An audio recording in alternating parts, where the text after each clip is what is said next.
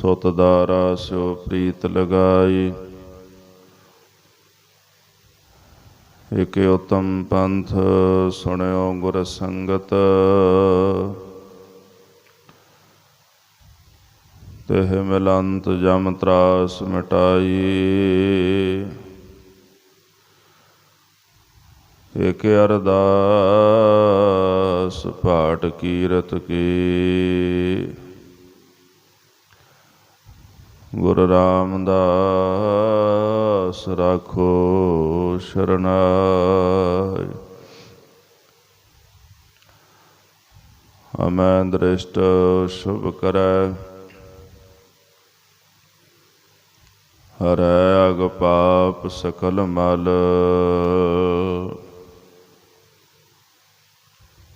ਕਾਮ ਕ੍ਰੋਧ ਹਰ ਲੋਭ ਮੋਹ, ਵਸ ਕਰੈ ਸਭੈ ਬਲ।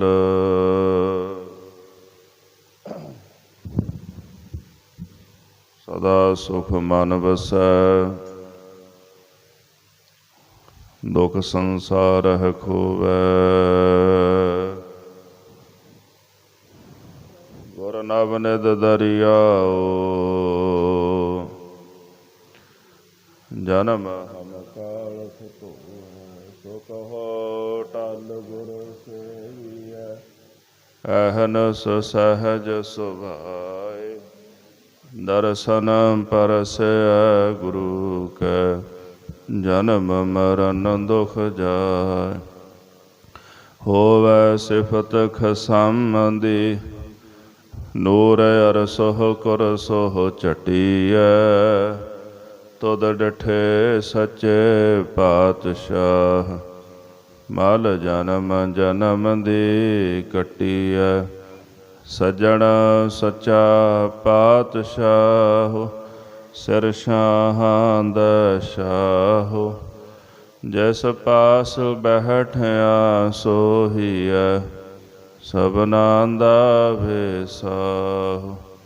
ਜਿਸ ਪਾਸ ਬੈਠਿਆ ਸੋਹੀਐ, ਸਭਨਾਂ ਦਾ ਭੇਸਾਹੋ।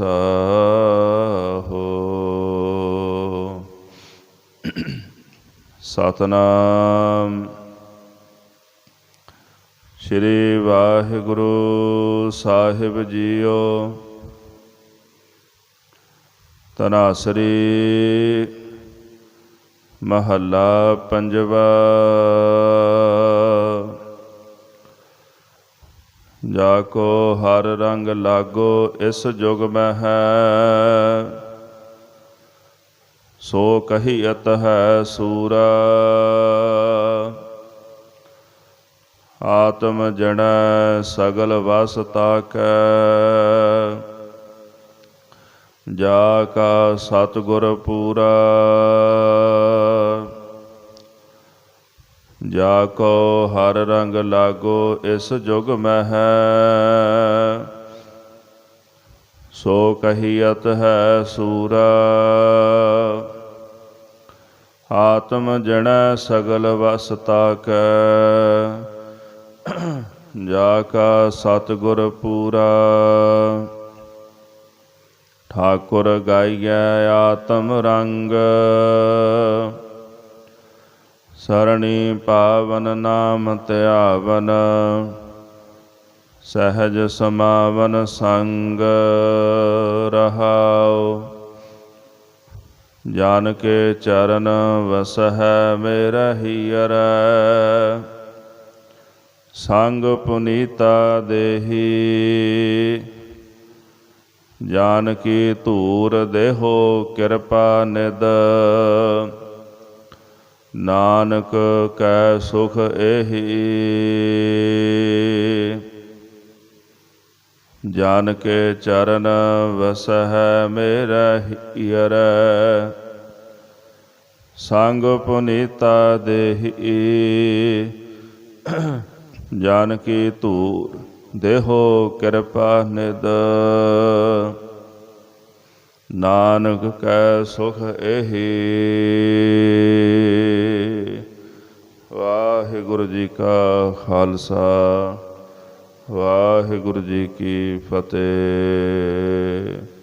ਮਹਾਂਦਿਵਸ ਮੂਰਤ ਭਲੇ, ਜਿਸ ਕੋ ਨਦਰ ਕਰੇ। ਨਾਨਕ ਮੰਗੈ ਦਰਸ ਦਾਨ, ਕਿਰਪਾ ਕਰਹੁ ਹਰੇ। ਨਾਨਕ ਮੰਗੈ ਦਰਸ ਦਾਨ, ਕਿਰਪਾ ਕਰਹੁ ਹਰੇ। ਸਤਿਨਾਮ। ਸ੍ਰੀ ਵਾਹਿਗੁਰੂ ਸਾਹਿਬ ਜੀਓ। ਕਤਿਕ ਕਰਮ ਕਮਾਵਣੇ, ਦੋਸ ਨਾ ਕਾਹੂ ਜੋਗ। ਪਰਮੇਸ਼ਰ ਤੇ ਭੁੱਲਿਆ, ਵਿਆਪਨ ਸਭੇ ਰੋਗ। ਕਤਿਕ ਕਰਮ ਕਮਾਵਣੇ, ਦੋਸ ਨਾ ਕਾਹੂ ਜੋਗ। ਪਰਮੇਸ਼ਰ ਤੇ ਭੁੱਲਿਆ, ਵਿਆਪਨ ਸਭੇ ਰੋਗ। ਵੇ ਮੁਖ ਹੋਏ RAM ਤੇ, ਲਗਨ ਜਨਮ ਵਿਜੋਗ। ਖਿਨ ਮਹਿ ਕੌੜੇ ਹੋਏ ਗਏ, ਜਿਤੜੇ ਮਾਇਆ ਭੋਗ। ਵਿੱਚ ਨਾ ਕੋਈ ਕਰ ਸਕੈ, ਕਿਸ ਥੈ ਰੋਵਹਿ ਰੋਜ। ਕੀਤਾ ਕਿਛੂ ਨਾ ਹੋਵਈ, ਲਿਖਿਆ ਧੁਰ ਸੰਜੋਗ। ਵਡ ਭਾਗੀ ਮੇਰਾ ਪ੍ਰਭ ਮਿਲੈ, ਤਾਂ ਉਤਰਹਿ ਸਭ ਵਿਯੋਗ। ਨਾਨਕ ਕੋ ਪ੍ਰਭ ਰਾਖ ਲੇਹ, ਮੇਰੇ ਸਾਹਿਬ ਬੰਦੀ ਮੋਜ। ਕਤਕ ਹੋਵੈ ਸਾਧ ਸੰਗ, ਬਿਨ ਸਹੈ ਸਭੇ ਸੋਚ। ਨਾਨਕ ਕਰੋ ਪ੍ਰਭ ਰਾਖ ਲੇਹ, ਮੇਰੇ ਸਾਹਿਬ ਬੰਦੀ ਮੋਚ। ਕਤਕ ਹੋਵੈ ਸਾਧ ਸੰਗ, ਬਿਨ ਸਹੈ ਸਭੇ ਸੋਚ। ਵਾਹਿਗੁਰੂ ਜੀ ਕਾ ਖਾਲਸਾ, ਵਾਹਿਗੁਰੂ ਜੀ ਕੀ ਫਤਿਹ। ਇਕ ਓੰਕਾਰ ਸਤਿਨਾਮ। ਕਰਤਾ ਪੁਰਖ ਨਿਰਭਉ ਨਿਰਵੈਰ, ਅਕਾਲ ਮੂਰਤ ਅਜੂਨੀ ਸੈਭੰ। ਗੁਰ ਪ੍ਰਸਾਦ ਜਪ। ਆਦਿ ਸੱਚ ਜੁਗਾਦ ਸੱਚ, ਹੈ ਵੀ ਸੱਚ। ਨਾਨਕ ਹੋਸੀ ਵੀ ਸੱਚ। ਚੱਕਰ ਚਿਹਨ ਅਰ ਵਰਨ ਜਾਤ, ਅਰ ਪਾਤ ਨ ਹਿਨ ਜੇਹ। ਰੂਪ ਰੰਗ ਅਰ ਰੇਖ ਭੇਖ, ਕੋ ਕਹਿ ਨਾ ਸਕਤ ਕੇਹ। ਅਚਲ ਮੂਰਤ ਅਨਭਉ ਪ੍ਰਕਾਸ਼, ਹਮੇ ਤੋਜ ਕਹੀਜੈ। ਕੋਟ ਇੰਦਰ ਇੰਦਰਾਣ, ਸਾਹੇ ਸਾਹਾਣ ਗਣਿਜੈ। ਤਿਰਭਵਨ ਮਹੀਪ ਸੁਰ ਨਰ ਅਸੁਰ, ਨੇਤ ਨੇਤ ਬਨ ਤ੍ਰਿਣ ਕਹਿਤ। ਤੈ ਸਰਬ ਨਾਮ ਕਥੈ ਕਵਨ, ਕਰਮ ਨਾਮ ਬਰਣਤ ਸੁਮਤ। ਮੈਂ ਮੂਰਖ ਕੀ ਕੇਤਕ ਬਾਤ ਹੈ, ਕੋਟ ਪਰਾਧੀ ਤਰਿਆਰੇ। ਗੁਰੂ ਨਾਨਕ ਜਿਨ ਸੁਣਿਆ ਪੇਖਿਆ, ਸੇ ਫਿਰ ਗਰਬਾਸਨਾ ਭਰਿਆ ਰੇ। ਸੱਜਣ ਸੱਚਾ ਪਾਤਸ਼ਾਹੋ, ਸਿਰ ਸ਼ਾਹਾਂ ਦਾ ਸ਼ਾਹੋ। ਜਿਸ ਪਾਸ ਬੈਠਿਆ ਸੋਹੀਐ ਸਭਨਾ ਦਾ ਵਿਸਾਹੋ। ਜਿਸ ਪਾਸ ਬੈਠਿਆ ਸੋਹੀਐ ਸਭਨਾ ਦਾ ਵਿਸਾਹੋ। ਸਤਨਾਮ ਸ੍ਰੀ ਵਾਹਿਗੁਰੂ ਸਾਹਿਬ ਜੀਓ।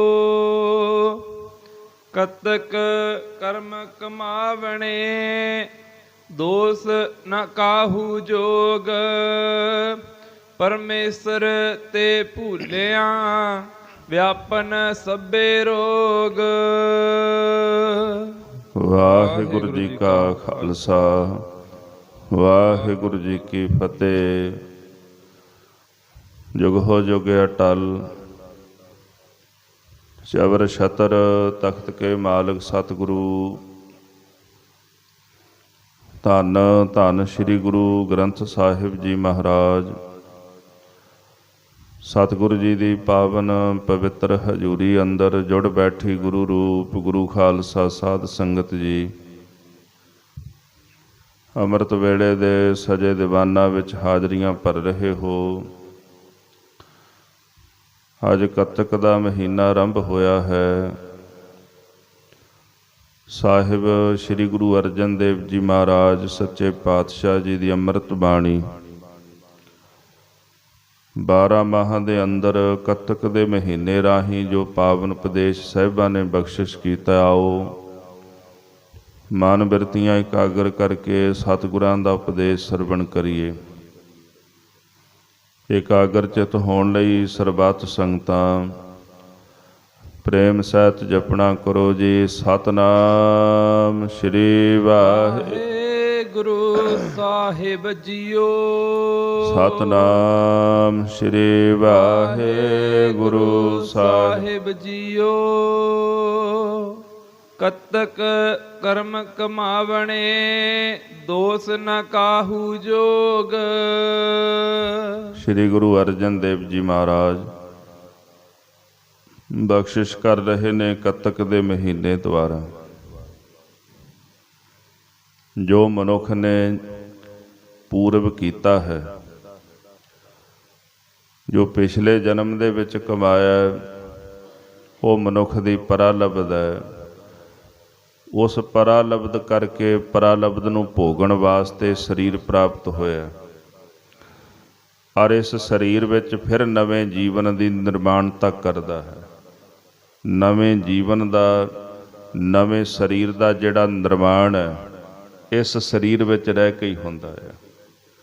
ਕਿਉਂਕਿ ਇਸ ਸਰੀਰ ਦਾ ਜਿਹੜਾ ਨਿਰਮਾਣ ਹੈ, ਉਹ ਪਿਛਲੇ ਸਰੀਰ ਵਿੱਚ ਰਹਿ ਕੇ ਕੀਤਾ ਹੈ। ਮਨੁੱਖ ਦੇ ਕਰਮ ਜਿਹੜੇ ਹਨ, ਉਹ ਜਨਮ ਦਰ ਜਨਮ ਮਨੁੱਖ ਨੂੰ ਸੰਸਾਰ ਵਿੱਚ ਵਾਰ-ਵਾਰ ਲੈ ਕੇ ਆਉਂਦੇ ਨੇ। ਜਿਸ ਤਰ੍ਹਾਂ ਖੂਹ ਦੇ ਵਿੱਚ ਚਲਦੀਆਂ ਪਾਣੀ ਦੀਆਂ ਟਿੰਡਾਂ ਵਾਰ-ਵਾਰ ਖੂਹ ਵਿੱਚ ਜਾਂਦੀਆਂ ਨੇ, ਖੂਹ ਤੋਂ ਬਾਹਰ ਜਾਂਦੀਆਂ ਨੇ। ਇੱਕ ਸਖਣੀ ਇੱਕ ਹੋਰ ਭਰੀਅਤ ਹੈ। ਮਹਾਰਾਜ ਕਹਿੰਦੇ ਪਾਣੀ ਦੀ ਇੱਕ ਟਿੰਡ ਖਾਲੀ ਹੁੰਦੀ, ਦੂਜੀ ਫਿਰ ਭਰ ਜਾਂਦੀ ਹੈ। ਇਹ ਸਾਡਾ ਜੀਵਨ ਵੀ ਪਾਣੀ ਦੀਆਂ ਟਿੰਡਾਂ ਵਾਂਗੂ ਚੱਲਦਾ ਹੈ। ਇੱਕ ਜੀਵਨ ਪਰਾਲਬਧ ਕਰਕੇ ਪ੍ਰਾਪਤ ਹੋਇਆ, ਉਸ ਜੀਵਨ ਅੰਦਰ ਫਿਰ ਦੁਬਾਰਾ ਕਰਮ ਦੀ ਟਿੰਡ ਅਸੀਂ ਭਰ ਲੈਂਦੇ ਹਾਂ, ਫਿਰ ਨਵੇਂ ਜੀਵਨ ਦਾ ਨਿਰਮਾਣ ਹੁੰਦਾ। ਪਰ ਹੈਰਾਨੀ ਵਾਲੀ ਗੱਲ ਇਹ ਹੈ, ਇੱਕ ਜੀਵਨ ਵਿੱਚ ਮਨੁੱਖ ਇੰਨੇ ਕੁ ਕਰਮ ਕਮਾ ਲੈਂਦਾ ਹੈ, ਜਿਸ ਨੂੰ ਭੋਗਣ ਵਾਸਤੇ ਇਹਨੂੰ ਕਈ ਜਨਮ ਲੱਗ ਜਾਂਦੇ ਨੇ, ਕਈ ਜੀਵਨ ਲੱਗ ਜਾਂਦੇ ਨੇ। ਸਾਹਿਬ ਜੀ ਇਸੇ ਕਰਕੇ ਕਹਿੰਦੇ, ਲੇਖਾ ਕਤਹਿ ਨਾ ਛੁਟੀਐ ਖਿਨ ਖਿਨ ਭੁੱਲਨਹਾਰ।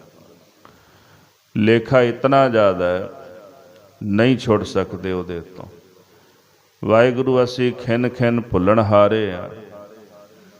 ਅਗਰ ਖਿਨ ਖਿਨ ਭੁੱਲਣਹਾਰ ਆ, ਸਵਾਸ ਦਰ ਸਵਾਸ ਭੁੱਲ ਰਹੇ ਆ, ਪਤਾ ਨਹੀਂ ਕਿੰਨੇ ਕੁ ਅਜਾਏ ਕਰਮ ਜੀਵਨ ਵਿੱਚ ਕਮਾਏ ਨੇ, ਜਿਨ੍ਹਾਂ ਨੂੰ ਭੋਗਣ ਵਾਸਤੇ ਕਿੰਨੇ ਕੁ ਜੀਵਨ ਲੱਗ ਜਾਣਗੇ।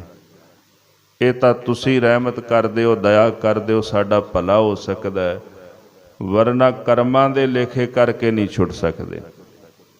ਲੇਖਾ ਛੋੜ ਅਲੇਖਾ ਛੂਟਾ ਹੈ, ਹਮ ਨਿਰਗੁਣ ਲਿਹੋ ਉਬਾਰੀ।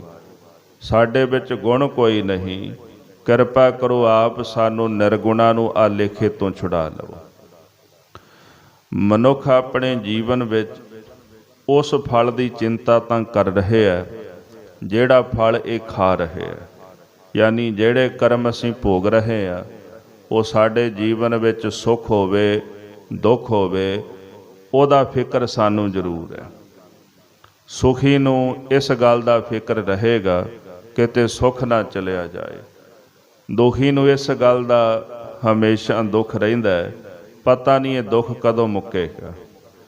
ਮਹਾਰਾਜ ਕਹਿੰਦੇ ਜੋ ਚੱਲ ਰਿਹਾ ਹੈ ਉਹਦੀ ਚਿੰਤਾ ਤਾਂ ਹੈ, ਪਰ ਜਿਹੜਾ ਨਵਾਂ ਬੀਜ ਬੀਜ ਰਿਹਾ ਹੈ ਉਸ ਬੀਜ ਦੇ ਪ੍ਰਤੀ ਬੰਦਾ ਕਦੇ ਵੀ ਸੁਚੇਤ ਨਹੀਂ ਹੁੰਦਾ, ਕਿਉਂਕਿ ਜੋ ਭੋਗ ਰਿਹਾ ਹੈ, ਚਾਹੇ ਸੁੱਖ ਹੈ ਚਾਹੇ ਦੁੱਖ ਹੈ, ਜੋ ਵੀ ਜੀਵਨ ਵਿੱਚ ਚੱਲ ਰਿਹਾ ਹੈ ਇਹਨੂੰ ਨਹੀਂ ਬਦਲਿਆ ਜਾ ਸਕਦਾ।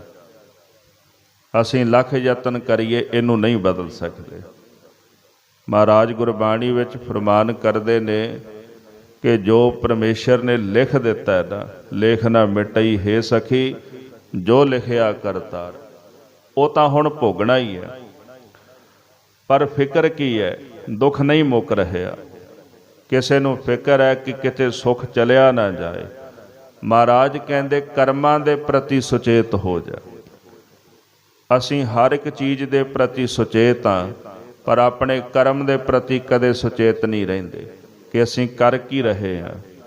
ਜੇ ਮਨੁੱਖ ਕਰਮ ਦੇ ਪ੍ਰਤੀ ਸੁਚੇਤ ਨਹੀਂ ਰਹੇਗਾ, ਦੁੱਖ ਕਿਵੇਂ ਮਿਟੇਗਾ, ਕੈਸੇ ਸੁੱਖ ਸਦਾ ਲਈ ਰਹੇਗਾ ਜੇ ਕਰਮਾਂ ਦੇ ਪ੍ਰਤੀ ਸੁਚੇਤ ਨਹੀਂ ਰਹੇਗਾ।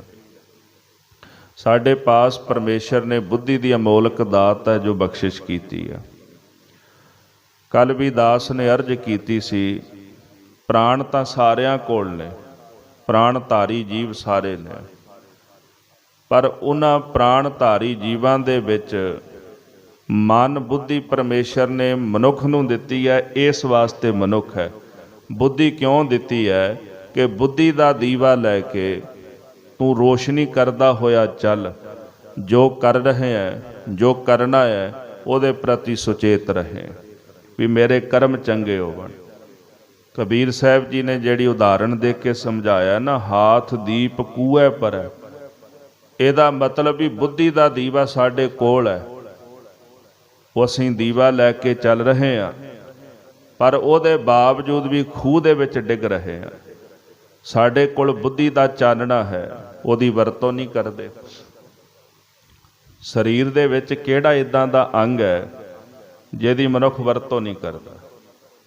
ਆਪਾਂ ਹੱਥਾਂ ਦੀ ਵਰਤੋਂ ਤੋਂ ਬਿਨਾਂ ਨਹੀਂ ਰਹਿ ਸਕਦੇ, ਪੈਰਾਂ ਦੀ ਵਰਤੋਂ ਕਰਦੇ ਹਾਂ, ਜ਼ਬਾਨ ਦੀ ਵਰਤੋਂ ਕਰਦੇ ਹਾਂ, ਅੱਖਾਂ ਦੀ ਵਰਤੋਂ ਕਰਦੇ ਹਾਂ, ਸਾਰੇ ਅੰਗਾਂ ਦੀ ਵਰਤੋਂ ਤਾਂ ਕਰ ਰਹੇ ਹਾਂ, ਪਰ ਮਨੁੱਖ ਜਿਹੜਾ ਬੁੱਧੀ ਦੀ ਵਰਤੋਂ ਨਹੀਂ ਕਰਦਾ। ਇੱਕੋ ਹੀ ਇੱਕ ਸੂਖਮ ਸਾਡੇ ਅੰਦਰ, ਇਹਨੂੰ ਇੰਦਰਾ ਕਹਿ ਲਓ ਤੁਸੀਂ, ਜਾਂ ਪਰਮੇਸ਼ਰ ਦੀ ਅਮੋਲਕ ਦਾਤ ਜਿਹੜੀ ਬੁੱਧੀ ਉਹਨੇ ਦਿੱਤੀ ਹੈ ਸੂਖਮ, ਉਹਦੀ ਵਰਤੋਂ ਆਪਾਂ ਨਹੀਂ ਕਰਦੇ ਤਾਂ ਕਰਮਾਂ ਦੇ ਪ੍ਰਤੀ ਸੁਚੇਤ ਕੈਸੇ ਰਹਾਂਗੇ? ਜਿਹੜਾ ਮਨੁੱਖ ਕਰਮ ਦੇ ਪ੍ਰਤੀ ਸੁਚੇਤ ਰਹਿੰਦਾ ਹੈ ਉਹ ਕਦੇ ਗਲਤ ਕਦਮ ਨਹੀਂ ਪੁੱਟਦਾ। ਸਾਰ ਕਿਤਾਬਲੀ ਅੰਦਰ ਵਿਦਵਾਨ ਕਵੀ ਹਰਦਿਆਲ ਜੀ ਲਿਖਦੇ ਨੇ ਕਿ ਸਿਆਣਾ ਮਨੁੱਖ ਕਰਮ ਕਰਨ ਤੋਂ ਪਹਿਲਾਂ ਕਰਮ ਦੇ ਫਲ ਬਾਰੇ ਸੋਚਦਾ ਹੈ। ਕਰਮ ਕਰਨ ਤੋਂ ਪਹਿਲਾਂ ਜਿਹੜਾ ਮਨੁੱਖ ਕਰਮ ਕਰਨ ਤੋਂ ਪਹਿਲਾਂ ਫਲ ਬਾਰੇ ਨਹੀਂ ਸੋਚਦਾ, ਹਮੇਸ਼ਾ ਉਹਨੂੰ ਘਾਟਾ ਹੀ ਘਾਟਾ ਰਹਿੰਦਾ ਹੈ। ਤੇ ਜਿਹੜਾ ਕਰਮ ਕਰਨ ਤੋਂ ਪਹਿਲਾਂ ਉਹਦੇ ਫਲ ਬਾਰੇ ਸੋਚ ਲੈਂਦਾ ਕਿ ਇਹਦੇ ਵਿੱਚੋਂ ਫਲ ਮੈਨੂੰ ਕੀ ਪ੍ਰਾਪਤ ਹੋਵੇਗਾ, ਉਹਨੂੰ ਕਦੇ ਘਾਟਾ ਨਹੀਂ ਪੈਂਦਾ। ਇਹਦਾ ਭਾਵ ਅਰਥ ਇੰਨਾ ਕੀ ਹੈ ਕਿ ਕਰਮ ਜ਼ਰੂਰ ਕਰ, ਪਰ ਪਹਿਲਾਂ ਫਲ ਦਾ ਚਿੰਤਨ ਕਰ ਕਿ ਇਸ ਕਰਮ ਦੇ ਵਿੱਚੋਂ ਫਲ ਮੈਨੂੰ ਕੀ ਪ੍ਰਾਪਤ ਹੋਵੇਗਾ। ਭਗਤ ਤਰਲੋਚਨ ਜੀ ਬੜਾ ਇੱਕ ਸੁੰਦਰ ਬਚਨ ਕਹਿੰਦੇ ਨੇ, ਪੂਰਬਲੋ ਕ੍ਰਿਤ ਕਰਮ ਨਾ ਮਿਟੈਰੀ ਘਰ ਗੇਹਣ। ਆਪਣੀ ਘਰਵਾਲੀ ਦੇ ਨਾਲ ਬਚਨ ਵਿਲਾਸ ਕਰਦਿਆਂ ਇਹ ਬਚਨ ਕਹਿੰਦੇ ਨੇ, ਕਿਉਂਕਿ ਭਗਤ ਤਰਲੋਚਨ ਜੀ ਉਹਨਾਂ ਦੇ ਪਾਸ ਸੰਤਾਨ ਨਹੀਂ ਸੀ। ਸੰਤਾਨ ਨਾ ਹੋਣੇ ਕਰਕੇ ਆਪ ਤਾਂ ਭਗਤੀ ਵਿੱਚ ਵਲੀਨ ਰਹਿਣਾ, ਪਰ ਅਕਸਰ ਉਹਨਾਂ ਦੀ ਸੁਪਤਨੀ ਤਾਨੇ ਮਾਰਦੀ ਰਹਿੰਦੀ ਸੀ ਹਰ ਵਕਤ ਕਿ ਰੱਬ ਦੀ ਭਗਤੀ ਬੰਦਗੀ ਕਰਦੇ ਹੋ, ਰੱਬ ਨੇ ਕੀ ਦਿੱਤਾ, ਇੱਕ ਪੁੱਤਰ ਤਾਂ ਦੇ ਨਹੀਂ ਸਕਿਆ। ਤਾਂ ਭਗਤ ਜੀ ਇੱਕ ਦਿਨ ਕਹਿਣ ਲੱਗੇ, ਨਾਰਾਇਣ ਨਿੰਦਸ ਭੂਲੀ ਕਾਏ ਗਵਾਰੀ, ਦੋ ਕ੍ਰਿਤ ਸੋ ਕ੍ਰਿਤ ਥਾਰੋ ਕਰਮਰੀ। ਨਾਰਾਇਣ ਨਿੰਦਸ ਭੂਲੀ, ਹੇ ਭੁੱਲੀ ਔਰਤ ਕਿਉਂ ਨਾਰਾਇਣ ਦੀ ਨਿੰਦਿਆ ਕਰਦੀ? ਕਿਉਂਕਿ ਉਹ ਰੱਬ ਨੂੰ ਬੁਰਾ ਭਲਾ ਕਹਿੰਦੀ ਸੀ ਵੀ ਜਿਹਦੀ ਬੰਦਗੀ ਤੁਸੀਂ ਕਰਦੇ ਹੋ। ਕਹਿੰਦੇ ਦੋ ਕ੍ਰਿਤ ਸੋ ਕ੍ਰਿਤ, ਦੋ ਕ੍ਰਿਤ ਮਾੜੇ ਸੋ ਕ੍ਰਿਤ ਚੰਗੇ। ਇਹ ਚੰਗੇ ਮਾੜੇ ਕਰਮ ਤੇਰੇ ਆਪਣੇ ਨੇ, ਇਹ ਕਿਸੇ ਨੇ ਨਹੀਂ ਕੀਤੇ, ਤੂੰ ਕੀਤੇ ਨੇ, ਤੇਰੇ ਭਾਗ ਐਸੇ ਨੇ। ਹੁਣ ਭਾਗ ਦਾ ਆਖਰੀ ਅਰਥ ਜੇ ਵੇਖੀਏ ਕੀ ਹੁੰਦਾ ਜੀ, ਅਸੀਂ ਕਿਸਮਤ ਕਹਿੰਦੇ ਆ, ਭਾਗ ਦਾ ਅਰਥ ਹੁੰਦਾ ਹਿੱਸਾ। ਜੋ ਤੂੰ ਕੀਤਾ ਉਹ ਤੇਰੇ ਹਿੱਸੇ ਆਇਆ, ਜੋ ਤੂੰ ਕੀਤਾ ਉਹ ਤੇਰੇ ਪੱਲੇ ਬੰਨ੍ਹ ਦਿੱਤਾ ਗਿਆ। ਤਾਂ ਫਿਰ ਰੱਬ ਦੀ ਨਿੰਦਿਆ ਕਿਉਂ ਕਰ ਰਹੀ ਹੈ? ਦੋਸ਼ ਨਾ ਕਾਹੂ ਦੇਣ, ਰੱਬ ਨੂੰ ਦੋਸ਼ ਨਹੀਂ ਦਿੱਤਾ ਜਾ ਸਕਦਾ, ਕਿਸੇ ਮਨੁੱਖ ਨੂੰ ਦੋਸ਼ ਨਹੀਂ ਦਿੱਤਾ ਜਾ ਸਕਦਾ, ਇਹ ਤਾਂ ਤੇਰੇ ਆਪਣੇ ਕਰਮ ਨੇ ਨਾ। ਇੱਥੇ ਵੀ ਮਹਾਰਾਜ ਨੇ ਆਖਿਆ ਜੀ ਕਿ ਕਤਕ ਕਰਮ ਕਮਾਵਣੇ ਦੋਸ਼ ਨਾ ਕਾਹੂ ਜੋਗ। ਕਿਸੇ ਨੂੰ ਆਪਾਂ ਦੋਸ਼ ਨਹੀਂ ਦੇ ਸਕਦੇ ਵੀ ਫਲਾਣੇ ਨੇ ਦੁੱਖ ਦਿੱਤਾ, ਰੱਬ ਨੇ ਦੁੱਖ ਦਿੱਤਾ। ਮਹਾਰਾਜ ਕਹਿੰਦੇ ਫਲ ਮਿਲਿਆ ਤਾਂ ਪਰਮੇਸ਼ਰ ਦੇ ਦੁਆਰਾ ਹੈ, ਕਿਉਂਕਿ ਉਹ ਕਰਮ ਵਿਧਾਤਾ ਹੈ, ਕਰਮਾਂ ਦੇ ਮੁਤਾਬਕ ਫਲ ਦੇਣ ਵਾਲਾ। ਜੋ ਕੀਤਾ ਹੈ ਉਹਦਾ ਹਿਸਾਬ ਤਾਂ ਕਿਸੇ ਨੇ ਕਰਨਾ ਹੀ ਹੈ ਨਾ। ਕੋਈ ਤਾਂ ਹੈ ਜਿਹੜਾ ਕੀਤੇ ਕਰਮਾਂ ਨੂੰ ਵੇਖ ਰਿਹਾ ਹੈ ਤੇ ਉਹਨਾਂ ਦਾ ਹਿਸਾਬ ਕਿਤਾਬ ਕਰਕੇ ਉਹਦੇ ਮੁਤਾਬਕ ਸਾਨੂੰ ਫਲ ਦੇ ਰਿਹਾ ਹੈ। ਸਾਹਿਬ ਜੀ ਕਹਿੰਦੇ ਉਹ ਪਰਮੇਸ਼ਰ ਅਕਾਲ ਪੁਰਖ ਹੈ। ਗੁਰਬਾਣੀ ਵਿੱਚ ਉਹਨੂੰ ਕਰਮ ਵਿਧਾਤਾ ਕਿਹਾ ਗਿਆ। ਕਰਮ ਵਿਧਾਤੇ ਤੋਂ ਭਾਵ ਜੋ ਕਰਮ ਦੇ ਮੁਤਾਬਕ ਫਲ ਦਿੰਦਾ ਹੈ। ਉਹਨੇ ਜੈਸੇ ਜੈਸੇ ਸਾਡੇ ਕਰਮ ਪਰਖੇ ਨੇ ਤੇ ਕਰਮਾਂ ਦੇ ਮੁਤਾਬਕ ਵੈਸੀ ਸਾਡੀ ਪਰਾਲਬਧ ਬਣਾ ਕੇ ਵੈਸਾ ਸਾਨੂੰ ਫਲ ਦੇ ਦਿੱਤਾ ਹੈ। ਤਾਂ ਭਗਤ ਜੀ ਕਹਿੰਦੇ ਫਿਰ ਇਹਦੇ ਵਿੱਚ ਨਾਰਾਇਣ ਨਿੰਦਸ, ਰੱਬ ਦੀ ਕਿਉਂ ਨਿੰਦਿਆ ਕਰੀ ਜਾਨੀ ਹੈ? ਉਹਦਾ ਕੀ ਕਸੂਰ ਹੈ? ਚਾਹੇ ਮਾੜਾ ਚਾਹੇ ਚੰਗਾ, ਇਹ ਤੇਰੇ ਆਪਣੇ ਕਰਮ ਨੇ, ਤੂੰ ਕੀਤੇ ਨੇ। ਉਥੇ ਫਿਰ ਭਗਤ ਜੀ ਨੇ ਇੱਕ ਸ਼ਬਦ ਹੋਰ ਆਖਿਆ, ਇਸੇ ਸ਼ਬਦ ਦਾ ਹਿੱਸਾ ਹੈ, ਪੂਰਬਲੋ ਕ੍ਰਿਤ ਕਰਮ ਨਾ ਮਿਟੈਰੀ ਘਰ ਗੇਹਣ। ਪੂਰਬਲੋ ਜੋ ਪਿੱਛੇ ਕੀਤਾ ਸੀ, ਜੋ ਪਿੱਛੇ ਕਮਾਇਆ ਸੀ, ਉਹ ਕਰਮ ਕਦੇ ਨਹੀਂ ਮਿਟ ਸਕਦਾ।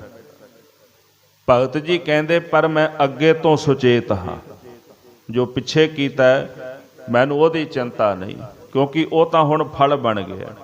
ਜਦੋਂ ਬੀਜ ਫਲ ਬਣ ਜਾਏ ਫਿਰ ਕੁਝ ਨਹੀਂ ਹੋ ਸਕਦਾ। ਇੰਨੀ ਗੱਲ ਤਾਂ ਅਸੀਂ ਵੀ ਜਾਣਦੇ ਹਾਂ ਕਿ ਜਦੋਂ ਸਮਾਂ ਲੰਘ ਜਾਂਦਾ ਹੈ ਉਦੋਂ ਕੁਝ ਨਹੀਂ ਕੀਤਾ ਜਾ ਸਕਦਾ। ਸਮੇਂ ਦੇ ਰਹਿੰਦਿਆਂ ਬਹੁਤ ਕੁਝ ਬਦਲਿਆ ਜਾ ਸਕਦਾ ਹੈ, ਬਹੁਤ ਕੁਝ ਕੀਤਾ ਜਾ ਸਕਦਾ ਹੈ, ਪਰ ਸਮੇਂ ਦੇ ਨਿਕਲਣ ਦੇ ਨਾਲ, ਸਮੇਂ ਦੇ ਬਤੀਤ ਹੋਣ ਦੇ ਨਾਲ ਕੁਝ ਨਹੀਂ ਕੀਤਾ ਜਾ ਸਕਦਾ, ਉਹਦਾ ਕੋਈ ਹੱਲ ਹੀ ਨਹੀਂ ਹੋ ਸਕਦਾ। ਭਗਤ ਜੀ ਕਹਿੰਦੇ ਜੋ ਬੀਤ ਚੁੱਕਾ ਹੈ ਔਰ ਜੋ ਕਰ ਚੁੱਕਾ ਆ ਉਹ ਬਦਲਿਆ ਨਹੀਂ ਜਾ ਸਕਦਾ। ਪੂਰਬਲੋ ਕ੍ਰਿਤ, ਪਿਛਲੇ ਜੋ ਕੀਤੇ ਕਰਮ ਨੇ, ਪੂਰਬਲੋ ਕ੍ਰਿਤ ਕਰਮ ਨਾ ਮਿਟੈ ਰੀ ਕਰ ਗੇਹਣ। ਪਰ ਹੁਣ ਮੈਨੂੰ ਸਮਝ ਆ ਗਈ ਹੈ ਜੋ ਮੈਂ ਅੱਗੇ ਪ੍ਰਾਪਤ ਕਰਨਾ ਹੈ ਉਹਦੇ ਪ੍ਰਤੀ ਮੈਂ ਸੁਚੇਤ ਹਾਂ। ਤਾਤੇ ਮੋਹੇ ਜਾਪੀ ਅਲੇ ਰਾਮ ਚੇ ਨਾਮੰ, ਮੈਂ ਅਠੇ ਪੈਰ ਪਰਮੇਸ਼ਰ ਦਾ ਨਾਮ ਹੀ ਜਪਦਾ ਰਹਿਣਾ। ਰਸਨਾ ਕਰਕੇ ਵੀ ਜਪਦਾ, ਮਨ ਕਰਕੇ ਵੀ ਜਪਦਾ। ਕਰਮ ਵੀ ਮੈਂ ਜੇ ਕਰਦਾ ਤੇ ਪ੍ਰਭੂ ਦੇ ਜਸ ਦਾ ਕਰਦਾ ਆ। ਕਰਮ ਵੀ ਤਿੰਨ ਤਰ੍ਹਾਂ ਦੇ ਨੇ ਜੀ। ਇਹ ਨਹੀਂ ਵੀ ਹੱਥਾਂ ਨਾਲ ਕੋਈ ਬੰਦੇ ਨੇ ਬੁਰਾ ਕੀਤਾ, ਮਾੜਾ ਕੀਤਾ, ਉਹੀ ਕਰਮ ਹੁੰਦਾ ਹੈ। ਧਰਮ ਸ਼ਾਸਤਰਾਂ ਦੇ ਅੰਦਰ ਤਿੰਨ ਤਰ੍ਹਾਂ ਦੇ ਕਰਮ ਮੰਨੇ ਗਏ। ਸਰੀਰਕ ਕਰਮ, ਇੱਕ ਵਾਚਕ ਕਰਮ, ਇੱਕ ਮਾਨਸਿਕ ਕਰਮ। ਜੋ ਸਰੀਰ ਨਾਲ ਅਸੀਂ ਕਰਦੇ ਹਾਂ, ਕਿਸੇ ਦਾ ਬੁਰਾ ਭਲਾ, ਹੱਥਾਂ ਨਾਲ ਚੋਰੀ ਕਰਨੀ, ਮਨੁੱਖ ਅਜਿਹੇ ਜਿਹੜੇ ਕਰਮ ਕਰਦਾ। ਚਲੋ ਇਹ ਕਰਮ ਤਾਂ ਕਾਨੂੰਨ ਦੀ ਨਿਗਾਹ ਵਿੱਚ ਅਪਰਾਧ ਨੇ, ਇਹਦੀ ਸਜ਼ਾ ਕਾਨੂੰਨ ਦਿੰਦਾ ਆ। ਸਰੀਰਕ ਤੌਰ 'ਤੇ ਮਨੁੱਖ ਇੰਨੇ ਮਾੜੇ ਕਰਮ ਨਹੀਂ ਕਰਦਾ ਹੋਵੇਗਾ ਜਿੰਨੇ ਜ਼ਿਆਦਾ ਵਾਚਕ ਮਾੜੇ ਕਰਮ ਜ਼ਬਾਨ ਦੇ ਨਾਲ ਕਰਦਾ। ਝੂਠ ਬੋਲਣਾ, ਨਿੰਦਿਆ ਕਰਨੀ, ਚੁਗਲੀ ਕਰਨੀ, ਇਹ ਕਰਮ ਕਿਹੜੇ ਨੇ? ਵਾਚਕ ਕਰਮ ਨੇ।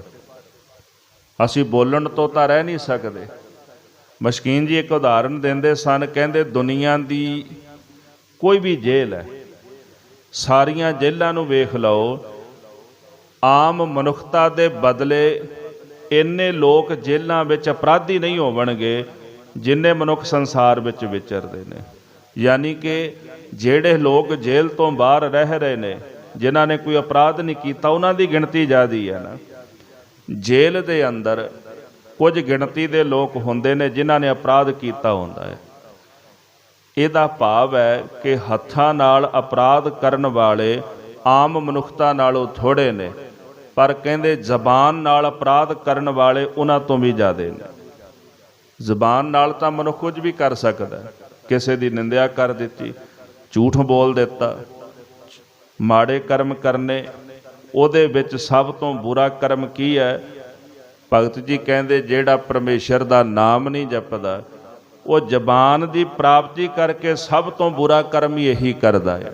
ਰਸਨਾ ਤਾਂ ਮਿਲੀ ਹੈ, ਰਸਨਾ ਜਪੈ ਨਾ ਨਾਮ, ਤਿਲ ਤਿਲ ਕਰ ਕੱਟੀਐ। ਜਿਹੜੀ ਜ਼ਬਾਨ ਪਰਮੇਸ਼ਰ ਦਾ ਨਾਮ ਨਹੀਂ ਜਪਦੀ, ਉਹਨੂੰ ਤਿਲ ਤਿਲ ਕਰਕੇ ਕੱਟਿਆ ਜਾਂਦਾ ਹੈ। ਰਸਨਾ ਨਾਲ ਬੋਲ ਕੇ ਕਿਸੇ ਦਾ ਹਿਰਦਾ ਦੁਖਾ ਦੇਣਾ। ਮਹਾਰਾਜ ਦਾ ਬਚਨ ਆਉਂਦਾ ਜੀ, ਗਈ ਪ੍ਰੀਤ, ਉਦੋਂ ਪ੍ਰੀਤ ਚਲੀ ਜਾਂਦੀ ਹੈ ਜਦੋਂ ਕੋਈ ਮਨੁੱਖ ਜ਼ਬਾਨ ਦੇ ਨਾਲ ਬੁਰਾ ਬੋਲਦਾ ਹੈ। ਇਹ ਸੁਭਾਵਿਕ ਹੈ। ਜ਼ਬਾਨ ਵਿੱਚੋਂ ਨਿਕਲਿਆ ਹੋਇਆ ਸ਼ਬਦ, ਜ਼ਬਾਨ ਵਿੱਚੋਂ ਬੋਲਿਆ ਹੋਇਆ ਬੋਲ ਦੂਜੇ ਦੇ ਹਿਰਦੇ 'ਤੇ ਬੜਾ ਗਹਿਰਾ ਅਸਰ ਰੱਖਦਾ ਹੈ, ਬਹੁਤ ਗਹਿਰਾ ਅਸਰ ਰੱਖਦਾ। ਤਾਂ ਇਹ ਵਾਚਕ ਕਰਮ ਅਕਸਰ ਮਨੁੱਖ ਕਰਦਾ, ਝੂਠ ਬੋਲਣਾ, ਨਿੰਦਿਆ ਕਰਨੀ, ਚੁਗਲੀ ਕਰਨੀ, ਇਹ ਵੀ ਕਰਮ ਲਿਖੇ ਜਾਂਦੇ ਨੇ। ਫਿਰ ਮਾਨਸਿਕ ਕਰਮ ਨੇ ਜੋ ਮਨ ਨਾਲ ਕਰਦੇ ਆ। ਮਨ ਦੇ ਤਲ 'ਤੇ ਸਾਰੀ ਦੁਨੀਆ ਅਪਰਾਧੀ ਆ। ਹਰ ਵਕਤ ਸੋਚਣਾ, ਆਪਣੇ ਭਲੇ ਲਈ ਸੋਚਣਾ ਮਾੜਾ ਨਹੀਂ, ਪਰ ਆਪਣੇ ਭਲੇ ਪਿੱਛੇ ਸੋਚੇਗਾ ਹਮੇਸ਼ਾ ਦੂਜੇ ਦਾ ਮਾੜਾ, ਵੀ ਇਹਦਾ ਮਾੜਾ ਕਿਵੇਂ ਹੋਏਗਾ। ਭਲਾ ਮੈਂ ਆਪਣਾ ਸੋਚ ਰਿਹਾ, ਬੁਰਾ ਮੈਂ ਦੂਜੇ ਦਾ ਸੋਚ ਰਿਹਾ। ਜਦੋਂ ਮੈਂ ਬੁਰਾ ਦੂਜੇ ਦਾ ਸੋਚ ਰਿਹਾ ਤੇ ਮੇਰਾ ਭਲਾ ਕਿੱਥੋਂ ਹੋ ਜਾਏਗਾ? ਮੇਰਾ ਭਲਾ ਤਾਂ ਹੋ ਸਕਦਾ ਜੇ ਮੈਂ ਦੂਜੇ ਦਾ ਭਲਾ ਸੋਚਾਂ। ਇਹਨੂੰ ਇਸ ਤਰ੍ਹਾਂ ਵੀ ਸ਼ਾਸਤਰਾਂ ਵਿੱਚ ਕਿਹਾ ਗਿਆ ਹੈ, ਮਨੁੱਖ ਆਪਣੇ ਭਲੇ ਲਈ ਦੂਜੇ ਦਾ ਬੁਰਾ ਕਰਦਾ ਹੈ। ਕਹਿੰਦੇ ਜੇ ਤੂੰ ਆਪਣਾ ਭਲਾ ਚਾਹੁੰਦਾ ਤੇ ਦੂਜੇ ਦਾ ਭਲਾ ਕਰਨਾ ਸ਼ੁਰੂ ਕਰ ਦੇ, ਤੇਰਾ ਬੁਰਾ ਹੋਏਗਾ ਹੀ ਨਹੀਂ। ਜੇ ਖੁਦ ਦੁਖੀ ਹੈ, ਕਿਸੇ ਨੂੰ ਦੁੱਖ ਤਾਂ ਦਿੱਤਾ ਹੀ ਹੋਵੇਗਾ, ਫਿਰ ਤਾਂ ਦੁਖੀ ਹੈ। ਜੇ ਅੱਜ ਕੋਈ ਤੇਰੇ ਹਿਰਦੇ ਨੂੰ ਤੋੜ ਰਿਹਾ ਹੈ, ਹੋ ਸਕਦਾ ਤੂੰ ਕਿਸੇ ਦਾ ਹਿਰਦਾ ਤੋੜਿਆ ਹੋਵੇ। ਜੋ ਕੀਤਾ ਹੈ ਉਹੀ ਪ੍ਰਾਪਤ ਹੋ ਰਿਹਾ ਨਾ। ਭਾਈ ਗੁਰਦਾਸ ਸਾਹਿਬ ਜੀ ਦਾ ਬੜਾ ਸੁੰਦਰ ਬਚਨ ਹੈ, ਦਿੱਤਾ ਲਈਐ ਆਪਣਾ, ਅਣ ਦਿੱਤਾ ਕਛ ਹੱਥ ਨਾ ਆਵੇ। ਅਣ ਦਿੱਤਾ, ਜੋ ਨਹੀਂ ਦਿੱਤਾ ਉਹ ਨਹੀਂ ਮਿਲਦਾ, ਮਿਲਦਾ ਉਹ ਹੈ ਜੋ ਤੂੰ ਦਿੱਤਾ ਹੈ। ਜੋ ਦਿੱਤਾ ਉਹੀ ਪ੍ਰਾਪਤ ਹੋਵੇਗਾ ਤੈਨੂੰ। ਜੋ ਕਰਮ ਤੂੰ ਕੀਤਾ ਉਹਦਾ ਫਲ ਤੈਨੂੰ ਪ੍ਰਾਪਤ ਹੋਵੇਗਾ। ਕਿਸੇ ਬਾਰੇ ਮਨ ਕਰਕੇ ਬੁਰਾ ਸੋਚਣਾ, ਮਹਾਰਾਜ ਕਹਿੰਦੇ ਇਹ ਵੀ ਕਰਮ ਲਿਖੇ ਜਾਂਦੇ ਨੇ। ਸਰੀਰਕ ਕਰਮ ਨੇ, ਵਾਚਕ ਕਰਮ ਨੇ, ਮਾਨਸਿਕ ਕਰਮ ਨੇ। ਪਾਤਸ਼ਾਹ ਕਹਿੰਦੇ ਜੇ ਭਲਾ ਚਾਹੁੰਦਾ ਤਾਂ ਫਿਰ ਕਰਮ ਉੱਦਾਂ ਦੇ ਕਰ ਜਿਹੜੇ ਕਰਮ ਦਰਗਾਹ ਵਿੱਚ ਤੇਰੇ ਸਾਥ ਨਿਭਣ। ਗੁਰੂ ਕਲਗੀਧਰ ਜੀ ਮਹਾਰਾਜ ਦਾ ਬੋਲ ਹੈ ਜੀ, ਦੇਹ ਸਿਵਾ ਬਰ ਮੋਹਿ ਇਹ ਸ਼ੁਭ ਕਰਮਨ ਤੇ ਕਬਹੂ ਨਾ ਟਰੋ। ਸ਼ਿਵਾ ਦਾ ਅਰਥ ਹੈ ਜੋ ਕਲਿਆਣ ਰੂਪ ਪਰਮੇਸ਼ਰ ਹੈ। ਹੇ ਕਲਿਆਣ ਰੂਪ ਵਾਹਿਗੁਰੂ, ਕਿਰਪਾ ਕਰਕੇ ਮੈਨੂੰ ਐਸਾ ਵਰ ਦੇ ਕਿ ਮੇਰੇ ਕਰਮ ਚੰਗੇ ਹੋਵਣ, ਮੈਂ ਚੰਗੇ ਸ਼ੁਭ ਕਰਮਾਂ ਤੋਂ ਕਦੇ ਵੀ ਟਲਾਂ ਨਾ। ਸਾਡੀ ਅਰਦਾਸ ਵੀ ਇਹੀ ਹੈ ਜੀ, ਜਦੋਂ ਵੀ ਅਸੀਂ ਜ਼ਬਾਨ ਦੇ ਨਾਲ ਬੋਲਦੇ ਹਾਂ, ਨਾਨਕ ਨਾਮ ਚੜ੍ਹਦੀ ਕਲਾ, ਤੇਰੇ ਭਾਣੇ ਸਰਬੱਤ ਦਾ ਭਲਾ। ਤੇਰੇ ਭਾਣੇ ਵਿੱਚ, ਤੇਰੇ ਹੁਕਮ ਵਿੱਚ ਸਰਬੱਤ ਦਾ ਭਲਾ ਹੋਵੇ। ਹਾਂ, ਚੜ੍ਹਦੀ ਕਲਾ ਨਾਮ ਦੇ ਨਾਲ ਹੋਣੀ ਹੈ। ਜਦੋਂ ਗੱਲ ਚੜ੍ਹਦੀ ਕਲਾ ਦੀ ਹੈ, ਨਾਮ ਤੋਂ ਬਿਨਾਂ ਕਿਸੇ ਦੀ ਚੜ੍ਹਦੀ ਕਲਾ ਨਹੀਂ, ਨਾਮ ਤੋਂ ਬਿਨਾਂ ਢਹਿੰਦੀ ਕਲਾ ਹੈ। ਭਾਵੇਂ ਦੁਨੀਆ ਵਿੱਚ ਕੌਮਾਂ ਦੀ ਗੱਲ ਹੋਵੇ, ਉਸ ਕੌਮ ਦੀ ਚੜ੍ਹਦੀ ਕਲਾ ਰਹਿੰਦੀ ਹੈ ਜਿਸ ਕੌਮ ਦੇ ਨੁਮਾਇੰਦੇ ਨਾਮ ਜਪਦੇ ਨੇ, ਬੰਦਗੀ ਕਰਦੇ। ਔਰ ਗੁਰੂ ਨਾਨਕ ਸਾਹਿਬ ਨੇ ਸਾਡੀ ਨੀਂਹ ਤਾਂ ਰੱਖੀ ਇਸੇ ਉੱਪਰ ਹੈ, ਨਾਮ ਜਪੇਂਗਾ ਤੇ ਤੇਰੀ ਚੜ੍ਹਦੀ ਕਲਾ ਰਹੇਗੀ, ਨਹੀਂ ਤਾਂ ਢਹਿੰਦੀ ਕਲਾ ਹੀ ਹੈ। ਚੜ੍ਹਦੀ ਕਲਾ ਵਾਸਤੇ ਨਾਮ ਜਪਣਾ ਜ਼ਰੂਰੀ। ਨਾਨਕ ਨਾਮ ਚੜ੍ਹਦੀ ਕਲਾ, ਤੇਰੇ ਭਾਣੇ ਸਰਬੱਤ ਦਾ ਭਲਾ। ਤੇਰੇ ਭਾਣੇ ਵਿੱਚ मैं नहीं कहता भी मेरे आख्या कर, जो तू करना करना तो अपने भाणे विच ही है, पर वाहिगुरू करी सारिਆਂ ਦਾ ਭਲਾ। ਅਸੀਂ ਜ਼ਬਾਨ ਦੇ ਨਾਲ ਹੀ ਅਰਦਾਸ ਕਰਕੇ ਜੀ ਇਹ ਰੋਜ਼ ਚੰਗਾ ਕਰਮ ਗੁਰੂ ਕੋਲੋਂ ਮੰਗਦੇ ਹਾਂ ਕਿ ਸਭ ਦਾ ਭਲਾ ਹੋਵੇ। ਇਹ ਸਾਡੀ ਨਿਤ ਦੀ ਹਰ ਵਕਤ ਦੀ ਅਰਦਾਸ ਹੈ ਜੋ ਕਰਦੇ ਹਾਂ। ਤਾਂ ਸਤਿਗੁਰੂ ਸਾਹਿਬ ਜੀ ਨੇ ਇੱਕ ਹੋਰ ਬੜਾ ਪਿਆਰਾ ਬਚਨ ਉਚਾਰਨ ਕੀਤਾ। ਇੱਕ ਪਾਸੇ ਗੁਰੂ ਕਲਗੀਧਰ ਜੀ ਕਹਿੰਦੇ, ਸ਼ੁਭ ਕਰਮ ਮੇਰਾ ਜੀਵਨ ਬਣ ਜਾਣ, ਮੈਂ ਕਦੇ ਚੰਗੇ ਕਰਮਾਂ ਤੋਂ ਟਲਾ ਨਾ, ਸ਼ੁਭ ਕਰਮਨ ਤੇ ਕਬਹੂ ਨਾ ਟਰੋ, ਕਦੇ ਵੀ ਟਲਾ ਨਾ।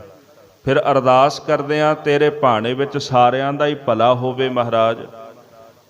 ਤੇ ਗੁਰੂ ਸਾਹਿਬ ਜੀ, ਗੁਰੂ ਅਰਜਨ ਦੇਵ ਜੀ ਕਹਿੰਦੇ, ਮੇਰੇ ਲਾਲ ਜੀ ਭਲੋ ਹਰ ਭਲੋ ਹਰ ਭਲੋ ਹਰ ਮੰਗਣਾ। ਜਦੋਂ ਵੀ ਮੰਗੀਏ ਭਲਾ ਹੀ ਮੰਗੀਏ, ਸਾਰਿਆਂ ਦਾ ਚੰਗਾ ਹੀ ਮੰਗੀਏ। ਜਦੋਂ ਮਨ ਦੇ ਅੰਦਰ ਇਹੋ ਜਿਹੀ ਬਿਰਤੀ ਬਣ ਜਾਏਗੀ ਤਾਂ ਸਭ ਦਾ ਭਲਾ ਮੰਗੇਗਾ, ਸਭ ਦਾ ਭਲਾ ਹੀ ਲੋਚੇਗਾ। ਤਾਂ ਸਾਹਿਬ ਸੱਚੇ ਪਾਤਸ਼ਾਹ ਜੀ ਸਾਨੂੰ ਸਮਝਾਉਂਦੇ ਨੇ, ਜੋ ਕੀਤਾ ਹੈ ਉਹ ਨਹੀਂ ਮਿਟੇਗਾ, ਪਰ ਜੋ ਕਰ ਰਹੇ ਹੈ ਉਹਦੇ ਪ੍ਰਤੀ ਸੁਚੇਤ ਜ਼ਰੂਰ ਰਹਿ, ਕਿਉਂਕਿ ਇਹੀ ਤੇਰੇ ਦੁੱਖ ਤੇ ਸੁੱਖ ਦਾ ਕਾਰਨ ਬਣੇਗਾ। ਮੁੱਢ ਵਿੱਚ ਦਾਸ ਨੇ ਅਰਜ਼ ਕੀਤੀ ਹੈ, ਇਸ ਸਰੀਰ ਦਾ ਨਿਰਮਾਣ ਅਸੀਂ ਪਿਛਲੇ ਸਰੀਰ ਵਿੱਚ ਕੀਤਾ ਸੀ। ਮਨੁੱਖ ਕਰਮ ਕਰਦਾ, ਸੰਸਕਾਰ ਬਣਦਾ, ਸੁਭਾਅ ਬਣਦਾ, ਪਰਾਲਬਧ ਬਣਦੀ ਹੈ।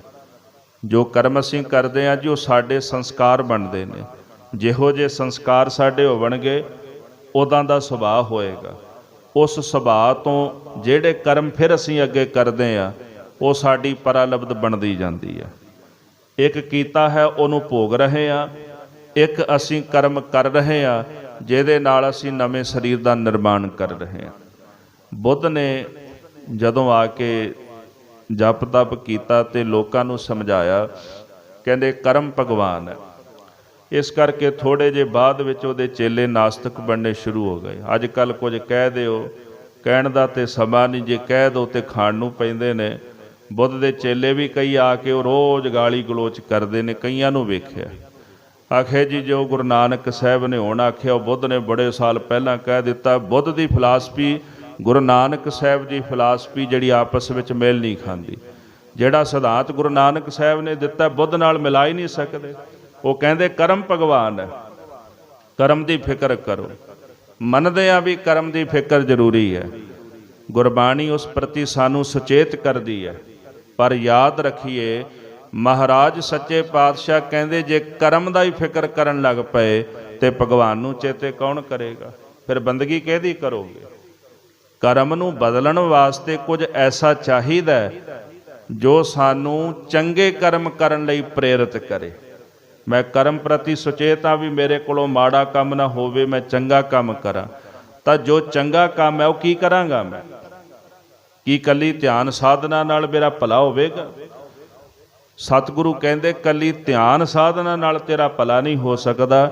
ਭਲਾ ਤਾਂ ਹੋਣਾ ਨਾਮ ਜਪਣ ਨਾਲ। ਤਾਂ ਚੇ ਮੋਹੇ ਜਾਪੀ ਅਲੇ ਰਾਮ ਚੇ ਨਾਮੰ। ਭਗਤ ਜੀ ਕਹਿੰਦੇ ਮੈਂ ਇਸੇ ਕਰਕੇ ਤਾਂ ਨਾਮ ਜਪਦਾ, ਬਾਕੀ ਸਾਰਾ ਕੁਝ ਹੀ ਛੱਡ ਦਿੱਤਾ। ਗੁਰੂ ਸਾਹਿਬ ਦੀ ਫਿਲਾਸਫੀ ਸਰਬ ਸ੍ਰੇਸ਼ਟ ਹੈ। ਕਿਉਂ? ਕਿਉਂਕਿ ਉਹ ਗੱਲ ਅਕਾਲ ਪੁਰਖ ਦੀ ਕਰਦੀ ਹੈ। ਇਹ ਨਹੀਂ ਕਿ ਅਸੀਂ ਸਿੱਖ ਹਾਂ ਤਾਂ ਅਸੀਂ ਵਡਿਆਈ ਕਰਦੇ ਹਾਂ। ਕਿਸੇ ਵੀ ਪੱਖ ਨੂੰ ਸਮਝਣ ਦੇ ਲਈ ਉਹਦੇ ਨਾਲ ਦੇ ਸਾਰੇ ਪੱਖ ਪਹਿਲਾਂ ਵਾਚਣੇ ਪੈਂਦੇ ਨੇ, ਪੜ੍ਹਨੇ ਪੈਂਦੇ ਨੇ। ਉਹਨੂੰ ਪੜ੍ਹ ਕੇ ਤਾਂ ਹੀ ਤਾਂ ਪਤਾ ਲੱਗੇਗਾ ਵੀ ਇਹ ਗੱਲ ਸਰਬ ਸ੍ਰੇਸ਼ਟ ਕਿਉਂ ਹੈ। ਗੁਰੂ ਨਾਨਕ ਸਾਹਿਬ ਜੀ ਮਹਾਰਾਜ ਨੇ ਨਾਮ ਜਪਣ ਦਾ ਉਪਦੇਸ਼ ਦਿੱਤਾ, ਕਿਉਂਕਿ ਬੰਦਗੀ ਕਰਨ ਵਾਲਾ, ਨਾਮ ਜਪਣ ਵਾਲਾ ਉਹਦੇ ਤੋਂ ਕਦੇ ਮਾੜਾ ਹੁੰਦਾ ਹੀ ਨਹੀਂ, ਬੁਰਾ ਹੁੰਦਾ ਹੀ ਨਹੀਂ। ਉਹ ਆਪਣੇ ਕਰਮ ਪ੍ਰਤੀ ਸੁਚੇਤ ਕਿਵੇਂ ਰਹਿੰਦਾ? ਕਿਉਂਕਿ ਨਾਮ ਦੇ ਚਾਨਣੇ ਅੰਦਰ ਉਹਨੂੰ ਸਾਰਾ ਕੁਝ ਦਿਸਦਾ ਹੁੰਦਾ। ਉਹਨੂੰ ਕਰਮ ਵੀ ਦਿਸਦੇ ਤੇ ਕਰਮਾਂ ਦਾ ਫਲ ਵੀ ਦਿਸਦਾ ਹੈ। ਇਸ ਵਾਸਤੇ ਭਗਵਾਨ ਕਰਮਾਂ ਨੂੰ ਆਖਿਆ ਗਿਆ ਬੁੱਧ ਦੁਆਰਾ। ਉਹਨਾਂ ਨੇ ਤਾਂ ਸਹੀ ਰਸਤਾ ਫੜਿਆ, ਪਰ ਹੌਲੀ ਹੌਲੀ ਜਦੋਂ ਕਰਮ ਹੀ ਭਗਵਾਨ ਬਣ ਕੇ ਰਹਿ ਗਿਆ ਤੇ ਨਾਸਕਤਾ ਤਾਂ ਅੰਦਰ ਆਪਣੇ ਆਪ ਵਧਣੀ ਹੀ ਵਧਣੀ ਸੀ। ਸੋ ਮਹਾਰਾਜ ਸੱਚੇ ਪਾਤਸ਼ਾਹ ਗੁਰੂ ਅਰਜਨ ਦੇਵ ਸਾਹਿਬ ਜੀ ਸਮਝਾਉਂਦੇ ਨੇ, ਕਤਕ ਕਰਮ ਕਮਾਵਣੇ, ਜੋ ਅਸੀਂ ਕਮਾਇਆ ਹੈ ਉਹਦਾ ਫਲ ਅਸੀਂ ਭੋਗ ਰਹੇ ਹਾਂ। ਦੋਸ਼ ਨਾ ਕਾਹੂ ਜੋਗ, ਕਿਸੇ ਨੂੰ ਦੋਸ਼ ਨਹੀਂ ਦੇਣਾ ਚਾਹੀਦਾ। ਕਿਉਂਕਿ ਜੋ ਮੈਂ ਭੋਗ ਰਿਹਾ ਇਹ ਮੇਰੇ ਆਪਣੇ ਹੀ ਕੀਤੇ ਹੋਏ ਕਰਮ ਨੇ। ਦੱਦਾ ਦੋਸ਼ ਨਾ ਦੇਊ ਕਿਸੈ, ਦੋਸ਼ ਕਰਮਾ ਆਪਣਿਆ। ਜੋ ਮੈਂ ਕੀਆ ਸੋ ਮੈਂ ਪਾਇਆ, ਦੋਸ਼ ਨਾ ਦੀਜੈ ਅਵਰਜਨਾ। ਜੋ ਮੈਂ ਕੀਤਾ ਮੈਂ ਉਹੀ ਪ੍ਰਾਪਤ ਕੀਤਾ। ਸਾਹਿਬ ਕਹਿੰਦੇ ਕਿਸੇ ਦੂਜੇ ਨੂੰ ਦੋਸ਼ ਨਹੀਂ ਦੇਣਾ ਚਾਹੀਦਾ। ਆਪ ਕਮਾਣਾ ਵਿਛੜੀ, ਦੋਸ਼ ਨਾ ਕਾਹੂ ਦੇਣ। ਜੋ ਮੈਂ ਕਮਾਇਆ ਉਹਦੇ ਕਰਕੇ ਮੇਰਾ ਵਿਛੋੜਾ ਪਿਆ, ਤਾਂ ਇਸ ਤਰ੍ਹਾਂ ਕਿਸੇ ਨੂੰ ਦੋਸ਼ ਨਹੀਂ ਦਿੱਤਾ ਜਾ ਸਕਦਾ। ਪਰਮੇਸ਼ਰ ਤੇ ਭੁੱਲਿਆਂ ਵਿਆਪਨ ਸਭੇ ਰੋਗ। ਸ਼ੇਖ ਸਾਦੀ ਨੇ ਇੱਕ ਬਚਨ ਆਖਿਆ, ਹੈ ਮੇਰੇ ਮਿੱਤਰ, ਜੋ ਤੂੰ ਕੀਤਾ ਹੈ ਮੈਨੂੰ ਉਸ ਬਾਰੇ ਨਾ ਆਖੀ ਕਿ ਮੈਂ ਤੇਰਾ ਕਰਮ ਕੱਟ ਦਿਆਂ। ਉਹ ਤੈਨੂੰ ਭੋਗਣਾ ਪਏਗਾ ਜੋ ਤੂੰ ਕੀਤਾ। ਫਿਰ ਕਹਿੰਦੇ ਜੋ ਤੂੰ ਕੀਤਾ ਹੈ ਇਹ ਸਮਝੋ ਤੇਰਾ ਕਰਮ ਤੇਰੇ ਸਾਹਮਣੇ ਆ ਜਾਣਾ, ਬਹੁਤ ਛੇਤੀ ਆ ਜਾਣਾ। ਹੋ ਸਕਦਾ ਅੱਜ ਆ ਜਾਏ, ਕੱਲ ਆ ਜਾਏ, ਹੋ ਸਕਦਾ ਅਗਲੇ ਜੀਵਨ ਵਿੱਚ ਆਏ।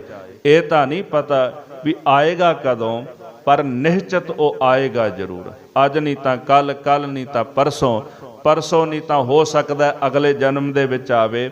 ਤੂੰ ਕੀਤਾ ਹੈ ਤੇ ਜ਼ਰੂਰ ਸਨਮੁਖ ਆਵੇਗਾ। ਅਸੀਂ ਕਹਿੰਦੇ ਆ ਵੀ ਘਾਹ ਜ਼ਮੀਨ ਵਿੱਚ ਪੈਦਾ ਹੁੰਦਾ ਹੈ ਆਪਣੇ ਆਪ, ਆਪਣੇ ਆਪ ਨਹੀਂ ਜੀ ਪੈਦਾ ਹੁੰਦਾ। ਅਗਰ ਜ਼ਮੀਨ ਵਿੱਚ ਬੀਜ ਹੈ ਤੇ ਘਾਹ ਪੈਦਾ ਜ਼ਰੂਰ ਹੁੰਦਾ ਹੈ। ਜੀਵਨ ਵਿੱਚ ਸੁੱਖ ਹੈ ਜੀ, ਸੁੱਖ ਨਾਲ ਦੁੱਖ ਜ਼ਰੂਰ ਹੈ। ਉਹ ਦੁੱਖ ਦਾ ਬੀਜ ਕਿਤੇ ਨਾ ਕਿਤੇ ਸੁੱਟਿਆ ਹੋਇਆ ਸੀ, ਉਹਨੇ ਤਾਂ ਪੈਦਾ ਹੋਣਾ ਹੈ। ਸੁੱਖ ਦਾ ਬੀਜ ਆਪਾਂ ਬੀਜਦੇ ਹਾਂ, ਦੁੱਖ ਦਾ ਬੀਜ ਵੈਸੇ ਬੀਜਦਾ ਕੋਈ ਨਹੀਂ।